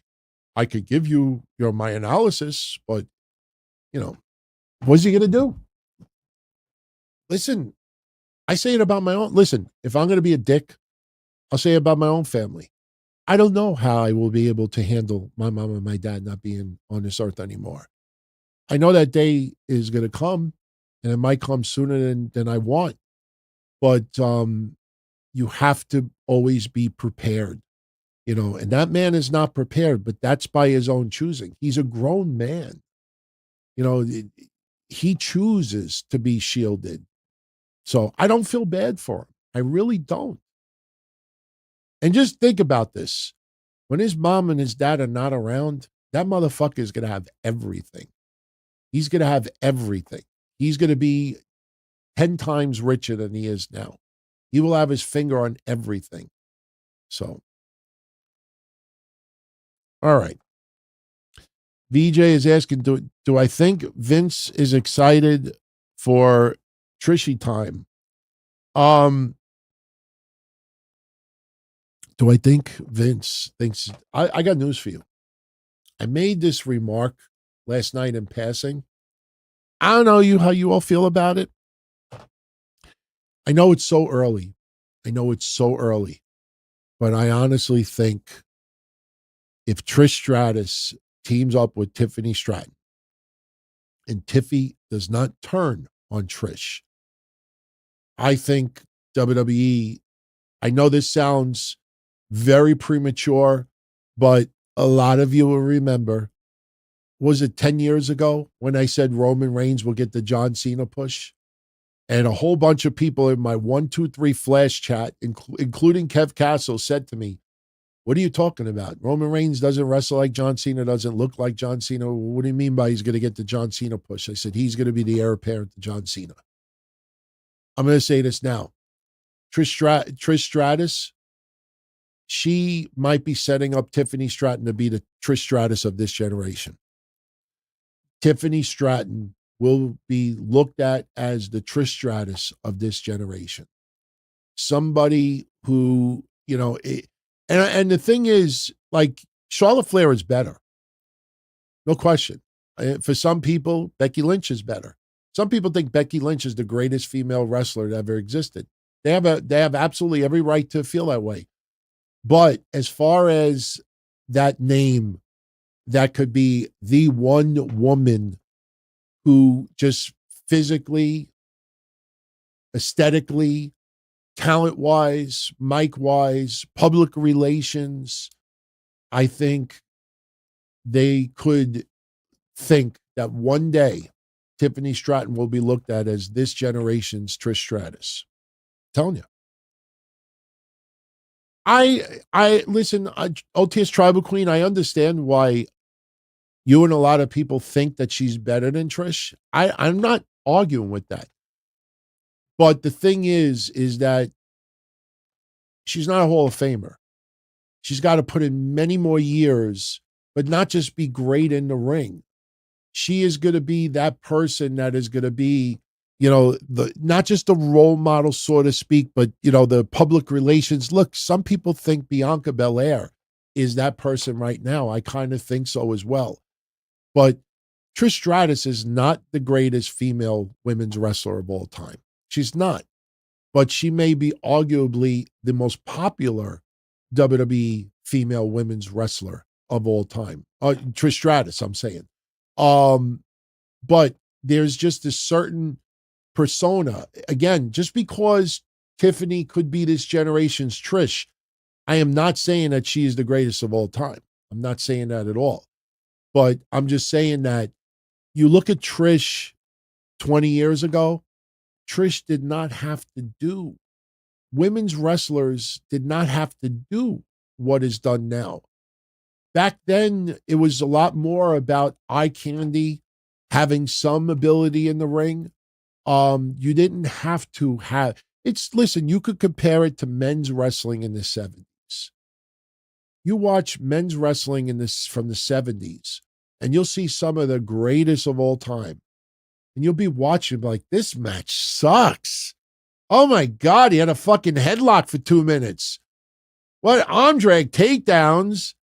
Oh my God, sunset flip. Ooh, whoop-de-doo. Didn't even climb the top rope. Wrestling at that time was totally different than what it is now. That's why when somebody says to me, oh, who would win in a match with this person is from two totally different generations, I hate answering that because I can't compare the work rate of someone back then compared to now. It's totally different. What I will say is, based on the work rate back then, that person was probably at the best of what they could do, the overall package. All right. Ultra says that I said Tony Khan is holding Ray Phoenix is business, but Tony Khan said before starting AEW that he will not hold talent against their will and that he won't be like Vince. So shouldn't we hold him for that? No, things are different now. Listen, I am convinced that Chris Jericho and others got into Tony Khan's ear and says, listen, Tony, you've been in AEW now for 5 years, 6 years, you know, whatever it is. Oh, my chat just crashed. Oh, this is nice. Let me just reload my chat. It's only 2 seconds, everybody. It doesn't affect it. There we go. I guarantee you, people have gotten into Tony Khan's head and they said that, Tony, you've been around for several years now. Everybody knows how good your heart is. You didn't let anybody go during COVID. You didn't do this. You didn't do that. You did everything the right way. But no one will look at you different for doing this and doing that, doing this. I think in the case of Ray Phoenix, I think Tony Khan feels he is justified because Ray Phoenix opened his mouth. I think if Ray Phoenix did not open his mouth, I think Tony Khan would have already allowed him out of his contract. But you got to understand this too. I'm sure people from the Young Bucks and everybody else have gotten into Tony's head and says, listen, you can't just let people go because they feel like it, because that's a dangerous precedent to set. Tony Khan was new to pro wrestling. Tony Khan, even though he publicly would not admit that he had to learn on the job, it was on the job training for Tony Khan. But one thing for sure, and I said this when AEW first was announced, when you started hearing, and let's be honest, guys, give me credit for this. When you heard Cody and the Young Bucks saying that they want to get health care for all the wrestlers, I knew it was just a talking point and it could never happen because they're not employees. Unless they classify their wrestlers as employees for All Elite Wrestling LLC, they can't get health coverage. No health insurance carrier would take them. No health insurance carrier wants to cover someone that is not employed by the company. Every year, when you get your health care insurance renewed, you have to do what's called an audit. And what is an audit? Because I do it for my customers. What an audit is that I have to send, just so you know, a little behind the scenes with AEW and WWE. What they do is they send to their healthcare provider copies of their quarterly tax statements. Here in New York, it's an NYS 45 or it's a 941. Their quarterly payroll reports that they send to the government, and it shows how much payroll that they had for a particular quarter, and then they have to list the employees that are working for the company and how much money that they make. And then those numbers have to match your tax documents. And they do it as an audit to make sure that a certain number of employees who are qualified for coverage get coverage. You can't just pick and choose who gets health coverage and who doesn't, especially if they're full-time people. And I know this all sounds confusing. That's why nobody covers it. But the thing is that, when they made that talking point, you knew it would never happen. It's impossible. I've been in the insurance industry since 1998. But the thing is, the biggest mistake that Tony Khan did back then was make that comment that I will not release anybody. I will let their contracts expire. Because now every wrestler, no matter how high or how low they were on the card, they knew they had job security. And when you want to get the best out of someone, they show up to work every day worrying about their spot. That's what you do. You have wrestlers feel, if I don't produce, if I don't stay at the top of my game, not only can I be replaced, but someone else is looking to take my spot. When you tell someone that is low on the food chain that he's got job security for the next 3 years and doesn't have to worry about his deal, he could just fucking do whatever he wants. Just wing it. Not even put a lot of effort into it. When it gets 3-4 months before his contract expires, then all of a sudden they light a fire under their ass and in hopes that they get re-signed. That's the difference with WWE. A lot of people, every single week, they got to show up there thinking, I got to fucking put my A game on. Because if I start falling out of favor with the fans or with wrestlers and I don't produce, I am easily replaced. And that's AEW's biggest mistake. But in the last 5 years, Tony Khan has changed a little bit. But I guarantee you, Jericho and others have been in his ear. Look, Tony, if you let this person go, you're not a bad guy. Not everybody, wants to stay here. That's fine. But when Ray Phoenix opens his mouth, no matter how much we like him or how talented he is and how much we want to see him team up with Penta, when he opens up his mouth and puts up a stupid picture with him in a straitjacket. If I'm Tony Khan, I'll be like, this motherfucker, yeah, now I ain't letting you out of your deal. Fuck you. Fuck you. That if I'm Tony Khan, I would do that. Plus, understand, these people sign contracts. It's in their contract. If I get injured and I'm out for 3 months, at the end of my contract, they could add those 3 months back. If that was such a problem for Ray Phoenix and everybody else, I would be like, no, me no sign, no, that don't work for me, brother. That don't work for me, brother. That's what you do. They signed it. Tony Khan is not the bad guy with that. As much as I criticize Tony Khan, I'm telling you, I want to see Ray Phoenix on TV. But Ray Phoenix kind of shot himself in the pata. He definitely shot himself in the pata. If he looks down, I shot myself in the pata. So, his foot. Tristan is asking, what were my thoughts on the Tim White trying to end it all segments? I hated them. They were funny at first, but I hated them. Kevin and I did episodes of the Don, Tony, and Kevin Castle show as these segments were going down. And at one point, we were hoping that he truly did, like something terrible would happen to him, so these segments would end.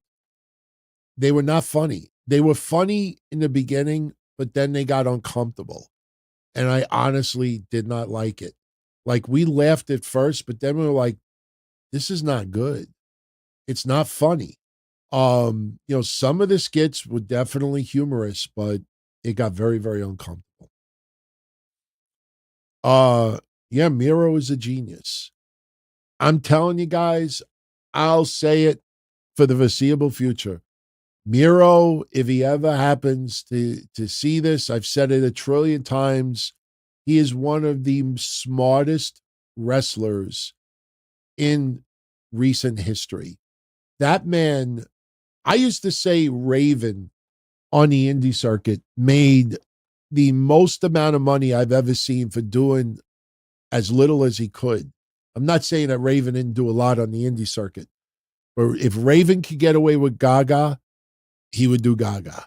I've always brought this up in the past.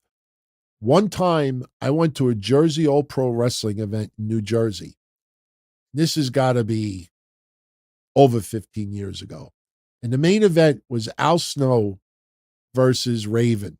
And I know there's video of it somewhere. And I was behind the scenes because at the time I was a manager for Fat Frank's school. He had not Jersey Championship Wrestling. I can't remember what his school's name was, but I was a manager in their minor league, whatever it was. So I was in the back, and Al Snow and Raven are going over their match, and they're like, let's do 15 minutes of Gaga, because they wanted a 15-minute match, and Al Snow was fine. And at one point, I swear on a stack of Bibles, if you thought Eugene was funny doing people's finishers, Al Snow and Raven, for about 7 minutes, did every wrestler's finisher that you could possibly think of. From leg drops to rock bottoms to stunners, every wrestler you could possibly think of from about 15 years ago.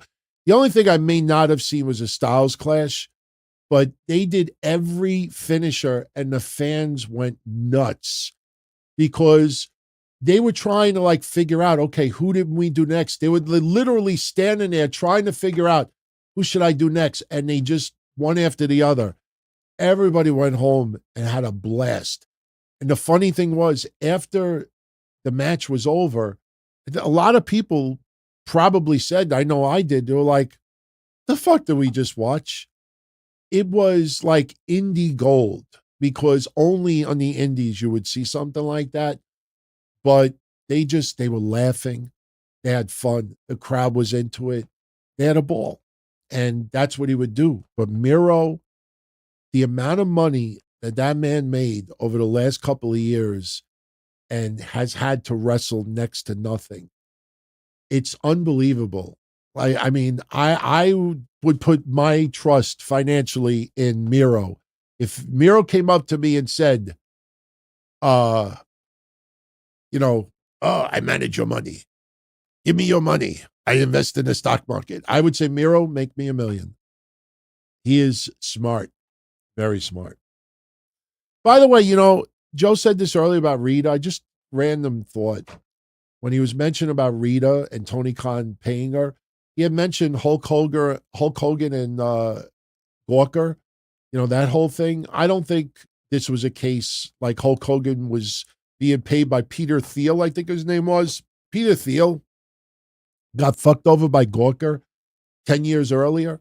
And he was on, I might be mentioning the wrong last name. I don't have it in front of me, but he was on a mission to put Gawker out of business. Any lawsuits that were made against Gawker, and he thought that they had a legitimate case, he financially backed. So Peter Thiel was financially backing Hulk Hogan's lawsuit against Gawker because he wanted to see Hogan put Gawker out of business. And guess what? It worked. I wanted to say that earlier. I'm sorry for forgetting before. Sometimes I lose my train of thought. So, Big Mike TV 100, my top 5 ECW matches of all time. I can't go back and give you all that history on a spur of the moment. Some of the ones that come off the top of my head, Terry Funk, Sabu, Shane Douglas, 3-way dance. The first one they had, that was awesome. Sabu, Terry Funk, Born to Be Wired is another one. Believe it or not, even though it's not one of the greatest matches of all time, but to me it was pivotal because in November of 1995, hardcore wrestling was not as creative as of yet. But there was a match in November to Remember 1995. It was Tommy Dreamer and Terry Funk versus Cactus Jack and Raven. And it was a hardcore tag team match. And Tommy Dreamer and Terry Funk won. But the reason why this match, to me, is my top 5 is because at that time, you had, brawls, concession stand brawls in Memphis in 1979. So that was nothing, not out of the ordinary. We've seen it. But this was different because they were using props that you didn't expect to be used in matches like that. They were using keyboards, cheese graters. I think Nintendo was used. They used, I think somebody's prosthetic leg was used. Legitimate prosthetic device was used. They used so many weapons that you would think, holy shit, that was fucking hilarious. Like they use a Nintendo.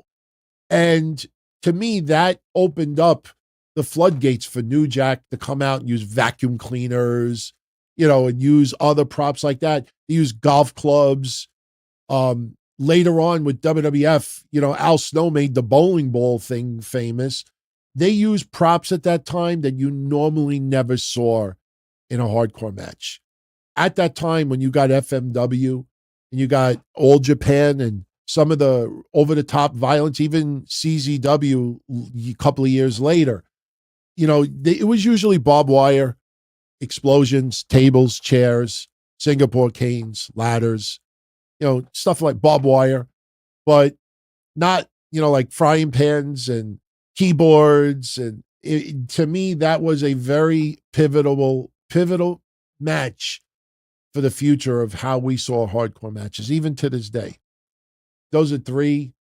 Believe it or not, even though this is not a very good match, one match that comes to mind, Bill Alfonso versus Beulah McGillicuddy. This is more of like, if I told someone 5 matches you have to see.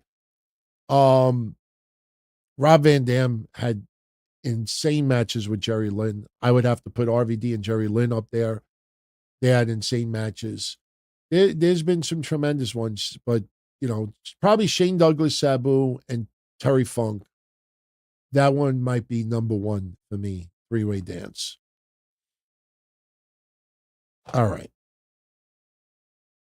So I did have his name right, Peter Thiel. Yeah, he wanted revenge on Gawker. Yeah, they outed him for his sexuality. Look, Gawker, I was shocked at the time that they put the sex tape clips on Gawker. Funny thing is, I know we still got the video somewhere. We covered it live in real time. Kevin and I covered that shit live in real time. In fact, we posted screenshots. And I think, if I remember correctly, no, I'm thinking of something. I'm thinking of when he was oiling his daughter, Brooke. And he had those banana yellow trunks on. I was like, this motherfucker, even when he's sunbathing, he's wearing yellow. It was just like really funny. But even at that time, we were like really nervous. I kid you not, because when Gawker got sued for the sex tape, the word going around online was that Hogan was looking for anybody who posted anything with the sex tape, and he was going after them. And Kevin and I posted several clips. We posted screenshots. We deleted them all. So Just Incredible had great matches in ECW as well. You know, I think somebody, in fact, Just Incredible may have even posted it recently. You know, Just Incredible, even though Peter Polacco is not like, you know, like a huge name when you look at wrestling history, the night that he trolled Tommy Dreamer's dead grandfather, if I remember correctly, I think it was Tommy Dreamer's dead grandfather, that motherfucker became the top heel in ECW because of that. For those that don't know what I'm talking about, if I remember correctly, Tommy Dreamer's grandfather had passed away, and they were going to use that to start a feud with Dreamer and Credible and on a different level. So they did a moment of silence in the ECW arena, and the building was fucking silent. And they were doing the 10 bells, and Just Incredible like popped in and totally interrupted it. And if you go watch the clip, I'm sure it's online, you'll hear a couple of fans like, you're like, really, really taking it personal, thinking that it's real. Like, what the fuck? You're like, they really got you. They got angrier than Tommy Dreamer did. And it led to a great feud, man. They did things that felt so real. That's why when I did that infamous poll on my hotline, I'll never forget it. To the day I die, I'll never forget that poll. It was 1998. Was it 90? No, it was 99. No, wait. It was 98. And I did a poll on my hotline, and it's legendary now. And I said, for everyone out there, be honest. You know, do you think anything you watch in ECW is real?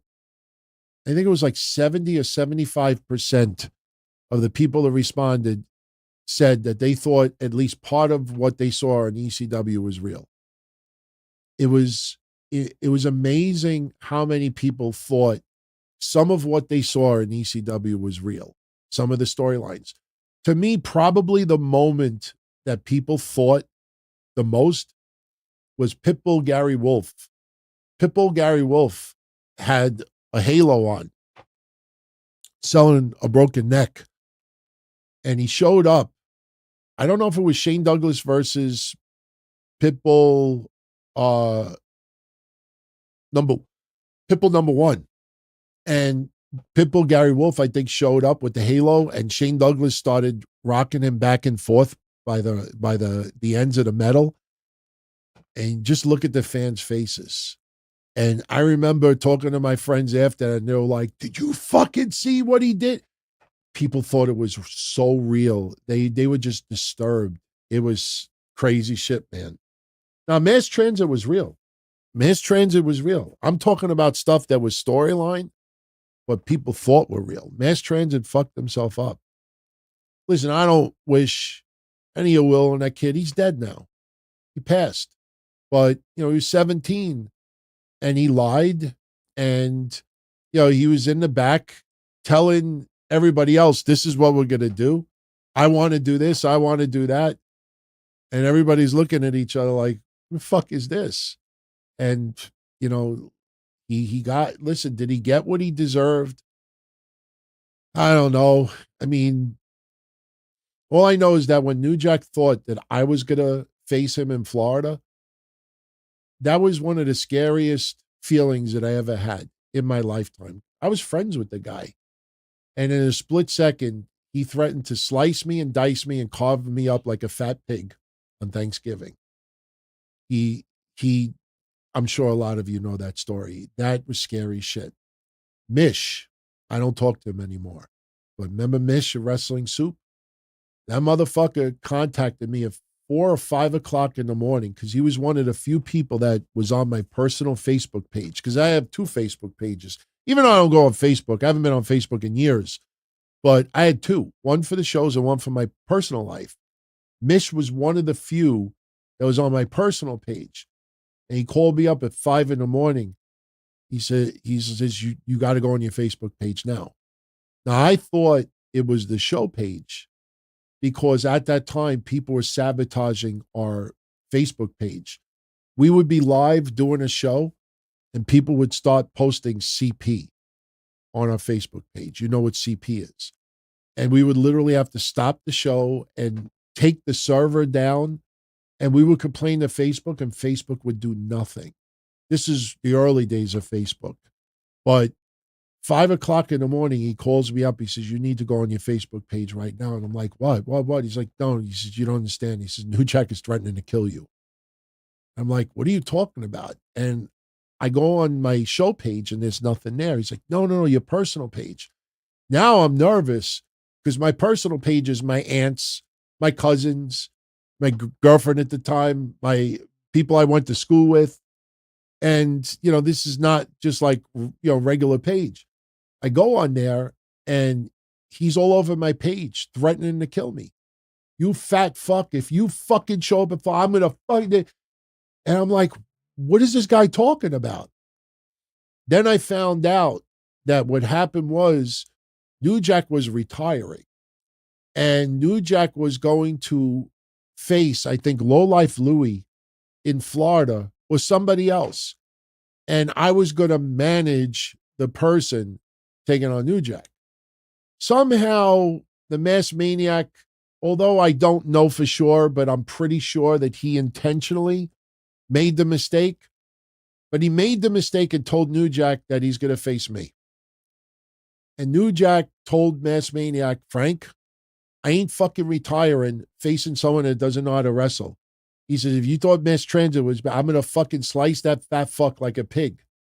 And he went on my Facebook page and said all this awful shit about me. And I'm friends with this guy. I bailed him out of jail. And he did things for me as well. And I wrote on my Facebook page back, I was like, no, New Jack, no. I am not facing you. I'm going to manage somebody, a real wrestler is going to face you. No, I don't know. Where did you get that? I would never ever do that to you. I wouldn't do that to myself. And all he did was write after he wrote, my bad, LOL. To this day, I still have it saved somewhere. I took a screenshot and all he wrote in capital letters was, my bad, LOL. This guy threatened to do things to me that if I would have reported to the cops, he would have been arrested. And after I told him, he was like, my bad, like nothing. And we had a good laugh out of it afterwards. We had a good laugh, but you don't want to cross people the wrong way. And when I think about mass transit, you do not cross somebody like New Jack. God rest his soul, man. That guy, I say this to this day.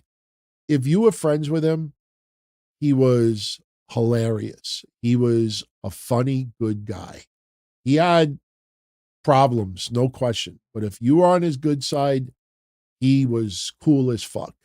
Made you laugh your ass off. You listen to some of those Mass Maniac episodes when I'm on with him as well. Makes you laugh uncontrollably.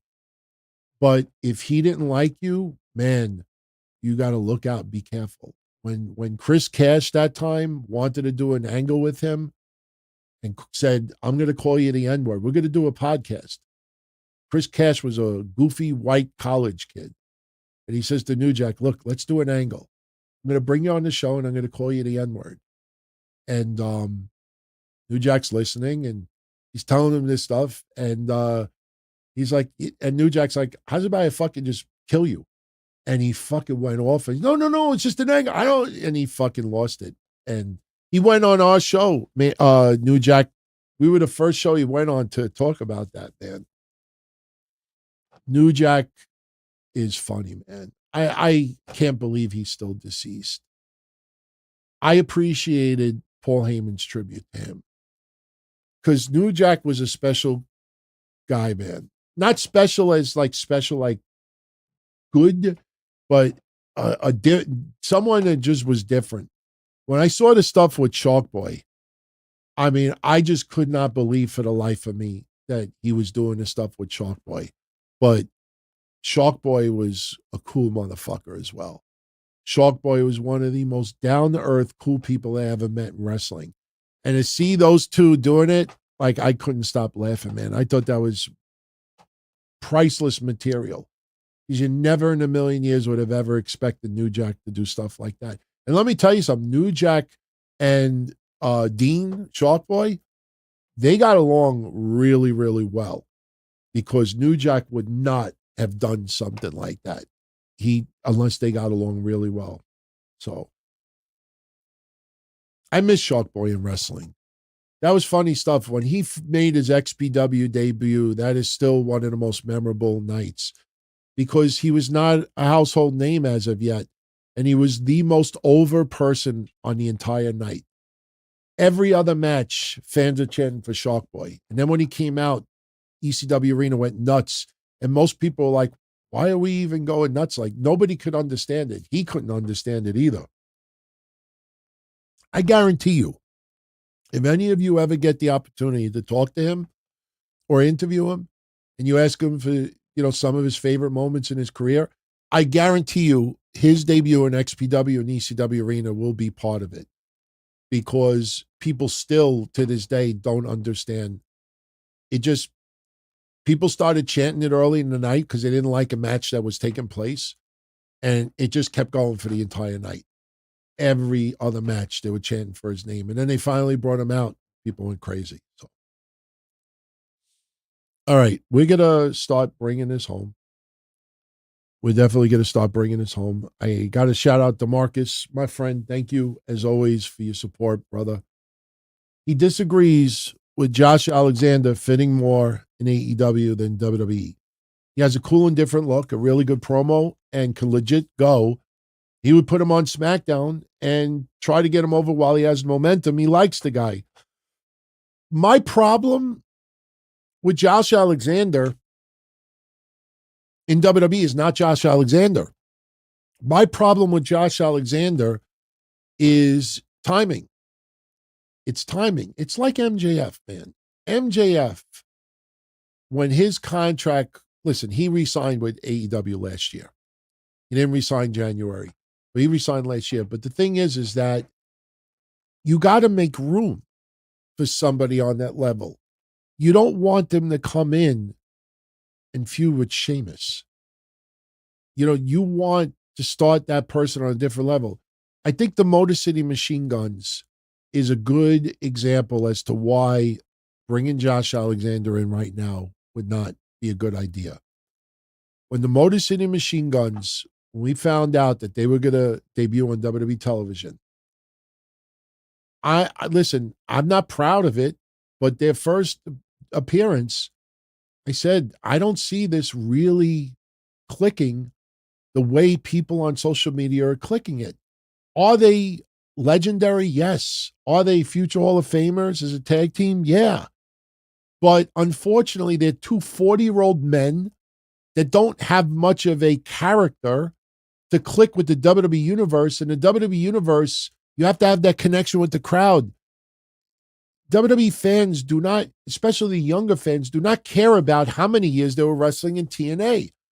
They came in and they got a nice pop. And then within a week or two, it was, it just felt like, something's missing. I mean, if I saw that a mile away, a lot of other people saw that as well.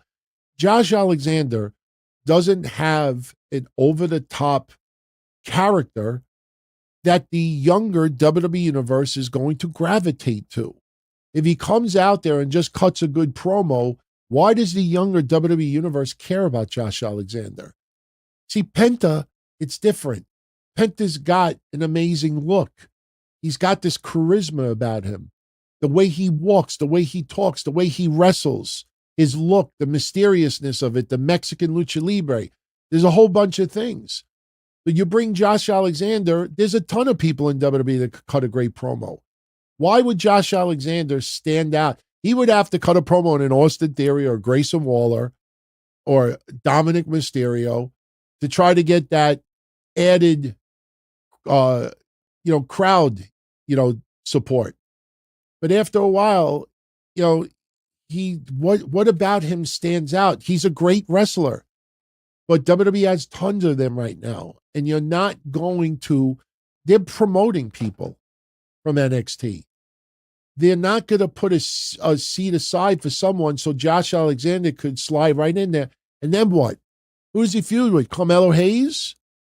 And then what? Who does he feud? He ain't feuding with Cody Rhodes. He ain't feuding with Bloodline. He ain't feuding with Drew McIntyre, CM Punk. He ain't feuding with on that level. WWE's the road to WrestleMania. That's why I remember when there was rumors of Okada. And they're like, oh my God, WWE sign Okada. Let him confront Seth Rollins at WrestleMania. I'm like, what? Like 95% of the WWE universe don't care about Okada, with all due respect. They don't. If wrestling fans in droves wanted to see Okada, I still have it here. We wouldn't have had this. We wouldn't have had this a year ago. 800,000, 750,000 for, this is when Monet, Okada, and Will Ospreay first were a thing. And look at the numbers now. So Josh Alexander, it's bad timing. MJF would have been bad timing. MJF, you absolutely make room for. But to whose expense? Whose expense do you take away to make room for MJF? Who does he feud with? Does he go after Punk? Does he go after Cody? Then you realize, wait a minute, you see where the problems lie. Remember, January, this is before WrestleMania 40. What would you have done? I don't even know if he could have had a match at WrestleMania 40. You may have just had him come out, maybe just lay out Dominic Mysterio or Austin Theory or Grayson Waller, do a Grayson Waller effect with MJF. So Josh Alexander, the only reason why I say AEW is because they will put him up against Adam Copeland. They will put him up against Jay White. They will put him up against Moxley on that level. I don't know how many of those matches he will win. He'll beat a Brian Cage. He'll beat a Serpentico. He'll beat, the lower card talents. And then he'll get the match against Will Ospreay or somebody else. And 9 times out of 10, I just feel like he'll get the loss. And the next thing you know, he'll get thrown into Ring of Honor, and then he'll wrestle Jericho for a Ring of Honor championship. You look, Josh Alexander, it's about timing in the WWE. I'm not saying he's not talented, but to me right now, they're having a hard time promoting people from NXT without releasing others. There's more releases coming. There's absolutely more releases coming. But right now, those spots are hard to come by. That's why Ricky Starks is going to stay. I think Ricky Starks stays in NXT for almost a year.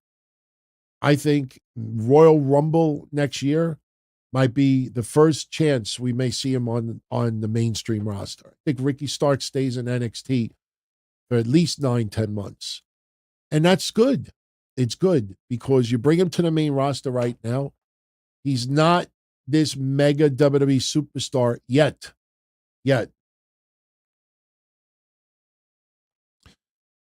All right. 316 MMA. We're at an hour and 49 minutes. We'll go to 2 hours and we're going to call it. So you figure right around 10:05. We'll jet. 316 MMA. Do I think Liv will win the chamber? Get involved with Rhea versus get involved in the Rhea EO match? Nah, I think the only reason why they're doing Rhea and EO was because they want to throw EO a nugget before WrestleMania, and EO Sky has nothing right now. I would not be surprised if EO Sky ends up popping up on NXT sooner than you realize. I don't see Liv Morgan winning the chamber. I do not see that at all. I do not see Rhea Ripley versus Liv Morgan again. We are sick of it. I think majority of fans out there are sick of it. I do not see that happening. Twix is asking, do I think Cross will get a hard push to the top? I think Cross is going to feud with Sami Zayn for now because Sami and Kevin Owens are on separate brands. And the thing is, that'll end up being a match at WrestleMania, but WrestleMania is still 2 months away. And Sami, by the way, there is a funny video on Twitter of Cross imitating Sami Zayn. He's got a red-orange beard and everything. It's funny shit.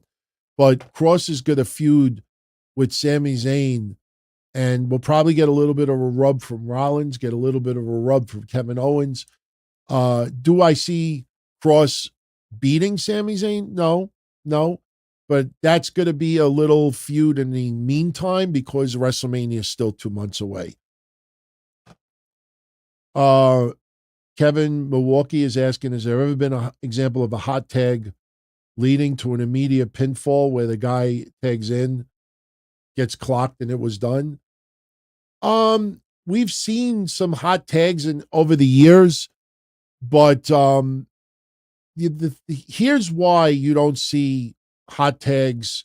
Like, we've seen tag matches where a chicken shit heel gets tagged in and they just go for the pin. Like, they'll just get tagged in and go for the pin. The problem is the definition of hot tag, you don't do an immediate pin. The definition of a hot tag is to get the crowd amped up and excited for the final flurry of the match. So, and you usually have both sides going to the corners at the same time. And the baby face is usually struggling to get to the corner. And when they finally make that last-ditch effort to get the tag, that's why everybody gets off their feet. That's, a formula to get the crowd going. You don't want to do that just to get a pin in 2 seconds. You get the crowd. Oh, never mind. You don't do that. You don't do that. Hot tags happen still. Hot tags do happen more than you think. It's just that because they're so predictable now, they're not like they used to. You see hot tags better featured on premium live events and pay-per-views. You see hot tags better with that. But on regular television, it's not what it used to be. I mean, the Viking Raiders just had a match and they had a hot tag. I think even when they took on Dominic and JD, I mean, obviously JD got injured, but, there was definitely a hot tag in that match. You still see them, but the idea of the hot tag is to get the crowd just really energetic for the final flurry. You don't want to do a hot tag, get everybody out of their feet, and before they can even react, the match is over. You do that with a chicken shit heel, where they, struggling to get the tag, and then they get in and just steal the pin. But usually you see that coming, where somebody's about to pin someone, and then the chicken shit heel be like, no, tag me in. And then they tag in and they go for the pin themselves. But 9 times out of the 10, what happens? The chicken shit heel goes in the ring to steal the pin and the person kicks out. It's all, formula. Jimmy Fingers thinks Ricky Starks with the undercard when he gets to the main roster like Carmelo Hayes. Good on the shtick, okay in the ring, but overhyped. This is the thing. Ricky Starks is a little bit overhyped right now because of the way he was used in AEW. That's the thing. Jade Cargill, special type of talent, though. You look at her and just her presence, she could be a superhero. Powerhouse Hobbs, if he were to walk out of AEW right now and pop up on NXT, that he would get an amazing pop. But then people would be like, oh, they got to redo this guy all over again. They got to start from the ground up and rebuild this guy and utilize him the way he should be, a fucking monster, like how they used to use Mark Henry back in the day. They would have to rebuild him. Ricky Starks is great on the mic, but his promo in NXT is no different than when he cut in NWA, what he cut in AEW, and there was a little awkward pause, if you remember one or two of those spots, and not for nothing. Fuck those fans sitting ringside when Ricky Starks came out. Did you see when Ricky Starks first came out for NXT? Go look on his right, which would be our left watching TV. Go look at some of those fans. Some of them weren't even paying attention. He started talking, and there's this really, really fat woman, and she's like looking the other way. Like, they selling Knishes yet? There was a guy on his phone. It wasn't like he was trying to set up his phone so he could record. He was literally just on his phone. And I was like, what's up with these people? Not everybody, but there was enough of them. You go back and you watch, you'll be like, oh shit, I didn't even see that. As far as I know, Jade Cargill is not on steroids. Not on steroids. She's a freak. She's a freak. And she's about to make her return too. She's about to make her return. All right. We got 4 minutes. Let's make them good. But I will say Ricky Starks definitely has the tools. He's got the WWE machine that will get behind him. But I put Ricky Starks, and this is not a knock, I put Ricky Starks slightly above Ethan Page. In fact, Ethan Page versus Ricky Starks might be a great way to kick it off in NXT. I would seriously consider Ricky Starks and Ethan Page starting off with a feud. Not necessarily bring up their history in AEW, but I honestly think that might be a good way to kick it off, man. Because, Ethan Page has already been NXT champion. Did a decent job with it. But I put Ricky Starks right now slightly above Ethan Page. Iconic, I mentioned this at the very beginning of the show. I didn't have any issue with the AEW ring being small for Grand Slam Australia. The local crowd did not mind. Every one of us that got to watch it on television, we saw it for free. We didn't pay no tickets. That was a house show. And if the local crowd did not mind it, then neither should I. The matches were okay. Crowd was into it. They had fun. I mean, I can't complain. I think people are really overdoing it. With this drama online, I think some people are doing it obviously just to get attention. Some people are doing it for the usual reasons. And I'm one that will be more than happy to criticize AEW when warranted. I do my share. I'm blocked by more people in AEW now than I think I've ever been for even TNA back in the day. I'm like kind of surprised how many people have blocked me. I'm like, really? I'm like, am I that bad? I mean, I praise them when deserving, but I criticize them when deserving too. But I really can't say, I don't have any issue with it. I don't have any issue with it. No, I don't think they should have brought a ring from the United States all the way there. That's what was available. It was set up. It was fine. I honestly didn't have any issue with it. Will Tessa Blanchard ever wrestle in the WWE? Yeah, I do think it'll happen. I think Stand and Deliver, she could possibly show up. And let me tell you something. Now with Jordan Grace and NXT, oh my God. They just touched the surface. If Tessa Blanchard on behalf of TNA showed up at Stand and Deliver and laid out Jordan Grace, and we had a little bit more of that feud, oof, I think that would be pretty intense. I think Tessa Blanchard will make an appearance, but I do believe it'll be on the TNA banner on NXT television. I don't see that on the main roster. By the way, shout out to you, DeMarcus. Thank you. Very cool, my friend. He just gifted 5 memberships. Machiavelli 420, Lombardi Lee, Todd Pelkey, Andy Bolger, and Mike the G200 all got memberships. And Julian Montez just became a channel member. Very, very cool, man. I got to talk to you all about how we do these news updates in the future, because a lot of people want to see us grow on YouTube and putting those news updates down the line. I'm not doing it now, so we're not changing nothing right now. But down the line, we got to figure out, do we do it on a week delay? Do we put an ad-free and not ad-free? We got to figure out how we could take it to another level on YouTube. Not right now, but down the line. Rod is saying, with her 1-year anniversary coming up, how would I assess Mercedes Moné's first year in AEW? Honestly,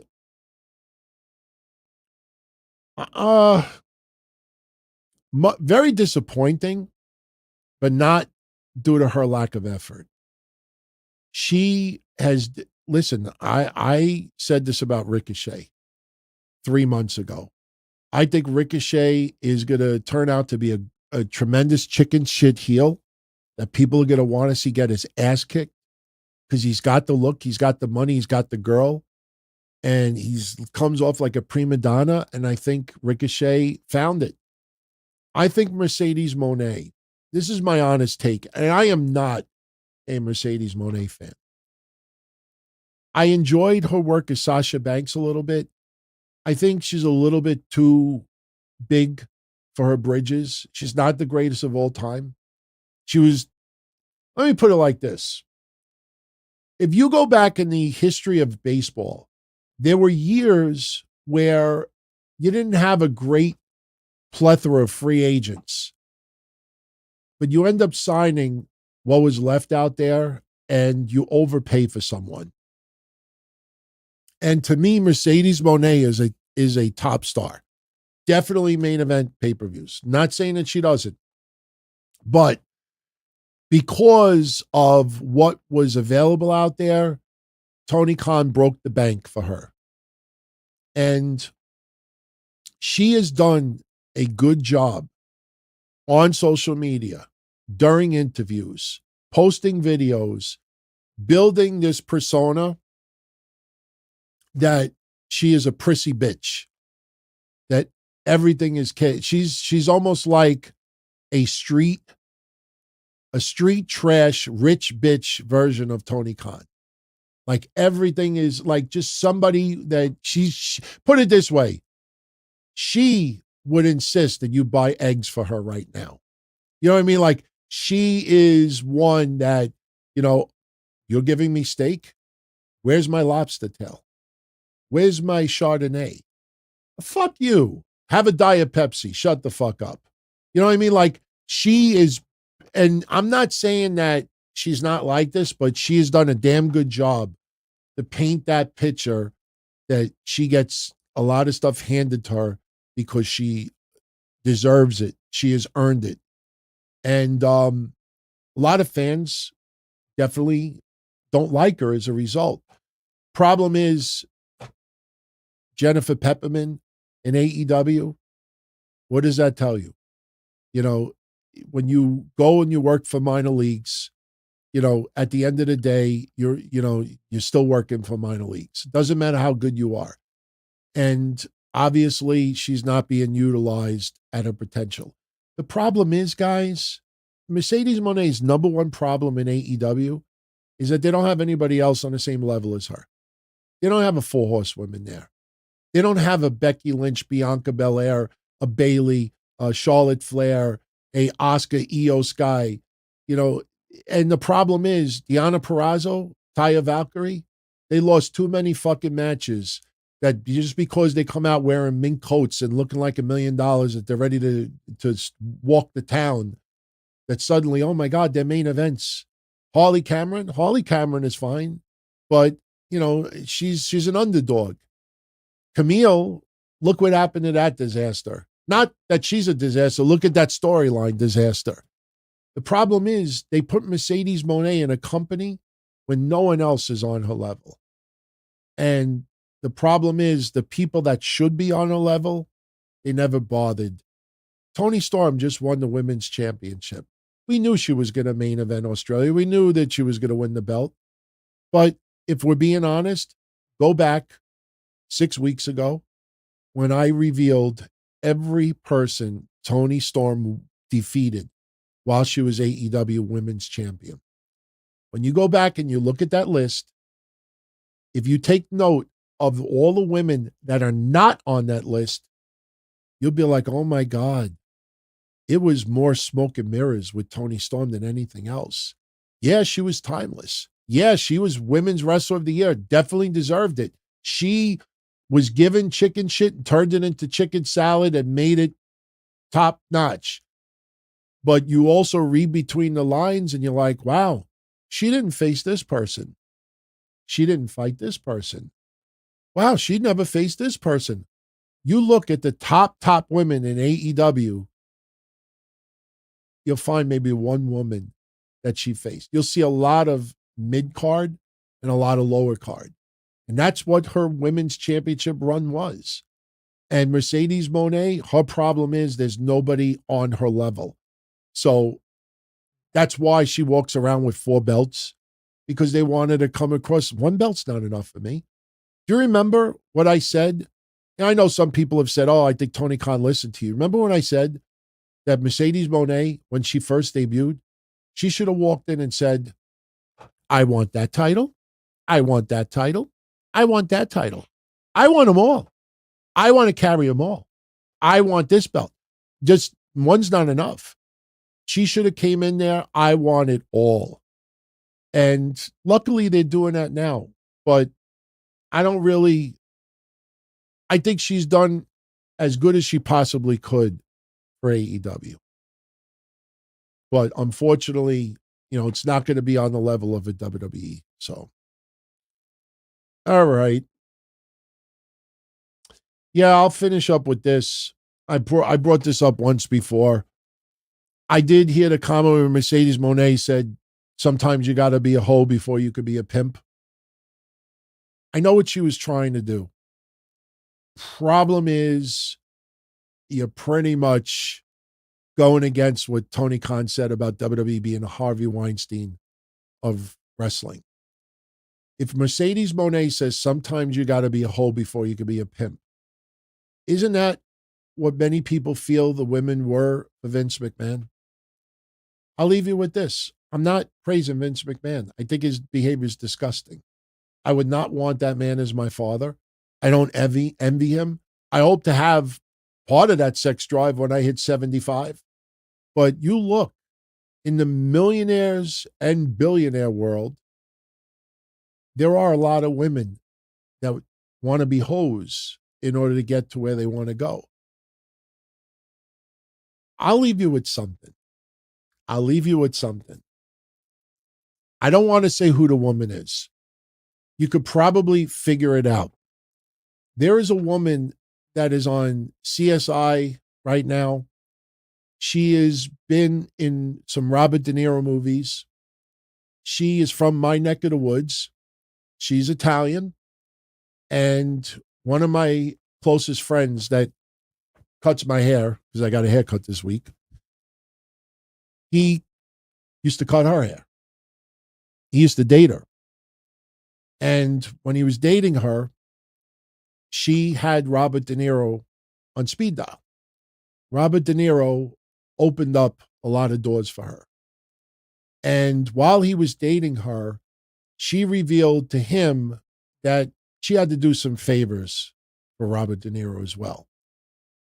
And my friend is like, wait, what? Are you telling me what I think you're telling me? And she's like, yeah. She says, no, there's not a casting couch, but you go out to dinner, you make an appearance, you have a little wine, a little bit of company, and then if it leads to something. But she told him, now I don't know if it's true, but she told my friend that everybody, if you go places with Robert De Niro, chances are they probably had to do something along the way. I don't know if it's true. I have no idea if it's true. My point is that when you hear Mercedes Moné make a comment, say, sometimes you got to be a hoe before you're a pimp.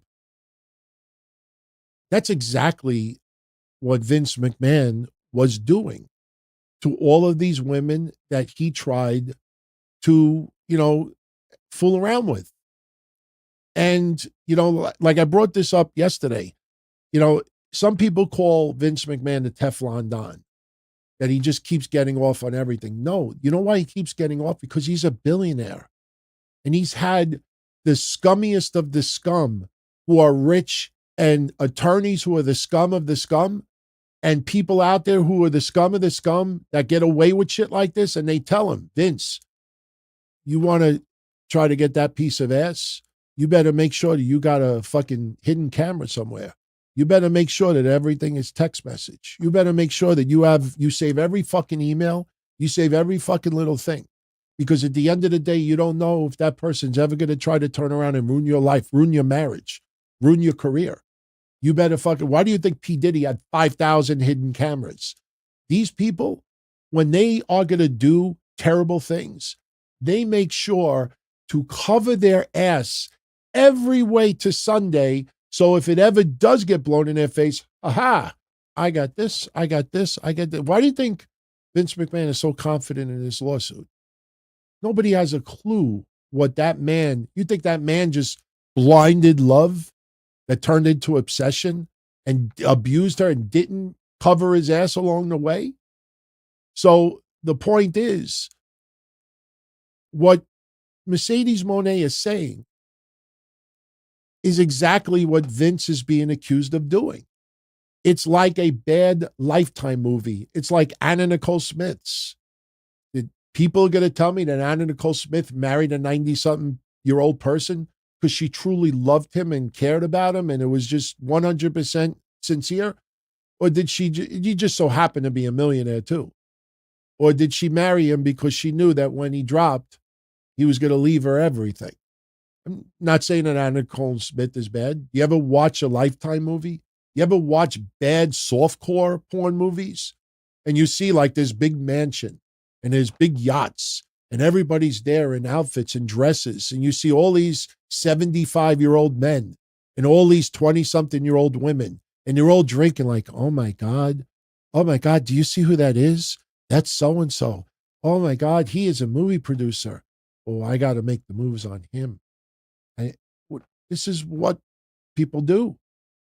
It's just unfortunately for Harvey Weinstein's, they don't know where the level of, all right, I got a hoe that wants to put out, but he feels, okay, she's a little bit tougher, so I'm going to have to use some supplements, if you know what I mean, roofies.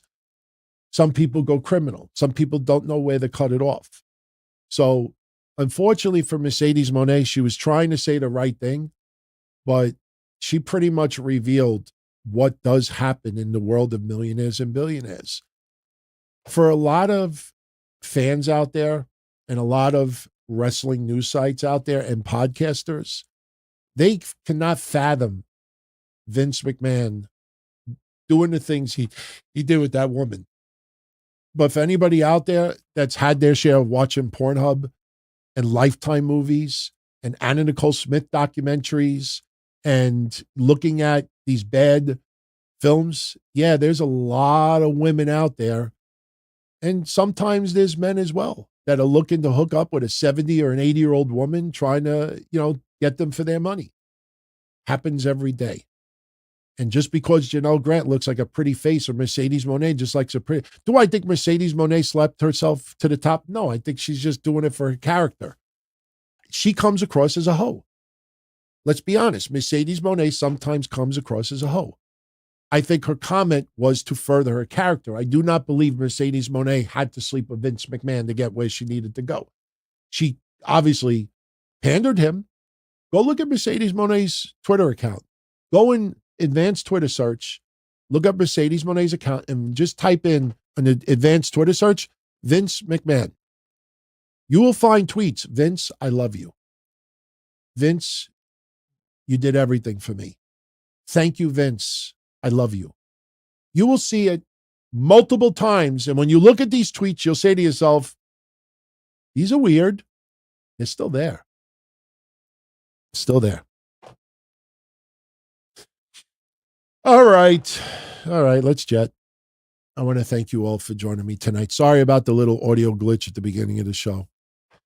It's going to happen once in a blue moon. I mean, we're not perfect, but I hope you could join Kevin and I tomorrow night for the Don, Tony, and Kevin Castle show. My guess is we're probably going to go 90 minutes. And I am going to talk to Kev about not tomorrow, but maybe starting next week, we start the shows immediately after Raw goes off the air. Because we usually start 15 minutes later. But if we start immediately, we could obviously end the show 15 minutes sooner. That may not sound like a lot of time, but if he still wants that extra 15 minutes, then we'll just keep doing what we're doing now.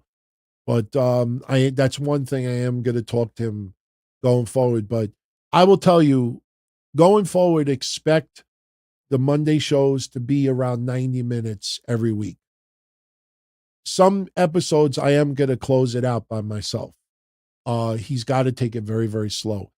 I don't want to get too deep. I'll let Kev explain it tomorrow. But as far as I understand, he is on 8 medications right now. And that shit fucks you up, man. It knocks you out. It just puts you in a loop. And he's got to take it very, very slow. But you know what? He's still here. And I want him to have fun. Not saying he didn't have fun before, but I want it to be stress-free as much as possible. I want, us to have fun, and, we're going to take it a little bit more careful going forward. And, it was not fun 2 weeks ago to get those DMs from him. The man was saying goodbye to me, thanking me for the years of doing this, and he's going to miss doing the shows, and he thought he was dying. And he had every reason to believe that if I started talking about what happened. It's scary shit, man. It's very, very scary. And by the way, I definitely need to say this in closing. I mentioned it on Monday. I mentioned it on a news update. But since it started here on this show last Sunday, I have to end it here on this show on Sunday as well. Last week, I made a comment that was a little vague. And I have apologized a few times for it since. I was talking about people who, in the media and the podcast world especially, who did not reach out for Kev. I purposely did not mention names because I don't know who contacted him directly. And when it comes to our friends, like his brother John Draper, or Mish, or Jason Solomons, or JD from New York, they're family. Even though I don't talk to Mish right now, we're all family. And I don't need to mention them. They're good. But there's a lot of other people out there who Kev has reached out to in the past multiple times, and a lot of those people just didn't pay no mind to it. My point, what I was saying last week is, you know who you are. For those that didn't, they know who they are. And, it's fucked up, just expressing an opinion. But the way it came off last week, almost immediately after I did the show, well, Jason reached out directly. I didn't expect everybody to go through me. I wasn't saying that. And I purposely did not mention names because I didn't want to single anybody out. But I will tell you, there are many people, as of this recording, that still not even hey, get well soon, man. But they'll tweet about, size of an AEW ring. And listen, is Kev owed that? No, maybe none of us are owed it, but these are people who I know for a fact he reached out to in the past and always expressed thoughts, reacted to their posts, did this and that. And how, long does it take to just go on to, even if you don't mean it, how long does it take to just go on and say, hey, man, my prayers are with you. Get well. That means a lot. And unfortunately, there's a lot of very, very miserable people out there. We're not part of that. None of you out there are miserable. We may have miserable shit going on in our lives, but at the end of the day, we all want to have fun. So it was not directed towards any of you out there, but I wanted to go on record and say it because I just thought it was a little bit fucked up. Even some people in wrestling who I absolutely know, they know what's going on. By now, most of them have reached out. And some of them were like, look, I was working, last couple of days. I really didn't know. And I believe that. I was just making a general statement. So I don't want anybody to think I was singling anybody out. And that's on me. That's on me. You know, I just felt bad for him, man. Guy was on his deathbed. And, you know, that sucks. That sucks. Especially that I patroned him a couple $100 like the day before. I'm like, should have waited a day. No, I'm only kidding. Yeah, I'm fucking around. I'm joking. I try to make him laugh, man. I try to make you all laugh. But, hey, he's doing better. Iconic, I'll just say this. Kev has some heart issues going on. Stress, lack of sleep, just weird sleep patterns. Go to sleep 2 o'clock in the morning today. Tomorrow, go to sleep at 5 o'clock in the morning. The day after, go to sleep at 1 o'clock in the afternoon. The day after that, go to sleep at 10 o'clock at night. Your body's got to get into a certain rhythm, and the doctors told him, you need to start sleeping. Even if you don't want to, you got to start going to sleep at the same time. You got to cut back on your stress. You got to stop working 18-hour days. So he had to pull out. Stress caught up to him. And I'm not saying that any of the shows are stress, but, you know, there's only so much the human body could take. You know, that's why I would joke. Guy was doing 5-hour shows on Patreon. And God bless him. He has fun. He loves mingling and talking. But at some points, you know, a conversation about, you know, something with wrestling could wait until the next show. It doesn't have to be at that particular moment. But that just goes to show you, like, these are an escape. For all of you out there, some of these shows are an escape. For me, it is absolutely an escape. For Kev, wrestling is an escape. But at the same time, though, there's got to be a good balance. And that's why, you know, like I say, even when I put shows online, you know, I only put stuff publicly on YouTube once a week because, yeah, I would do shows every fucking day. I would put content out there every single day. But you see what's flooded on YouTube.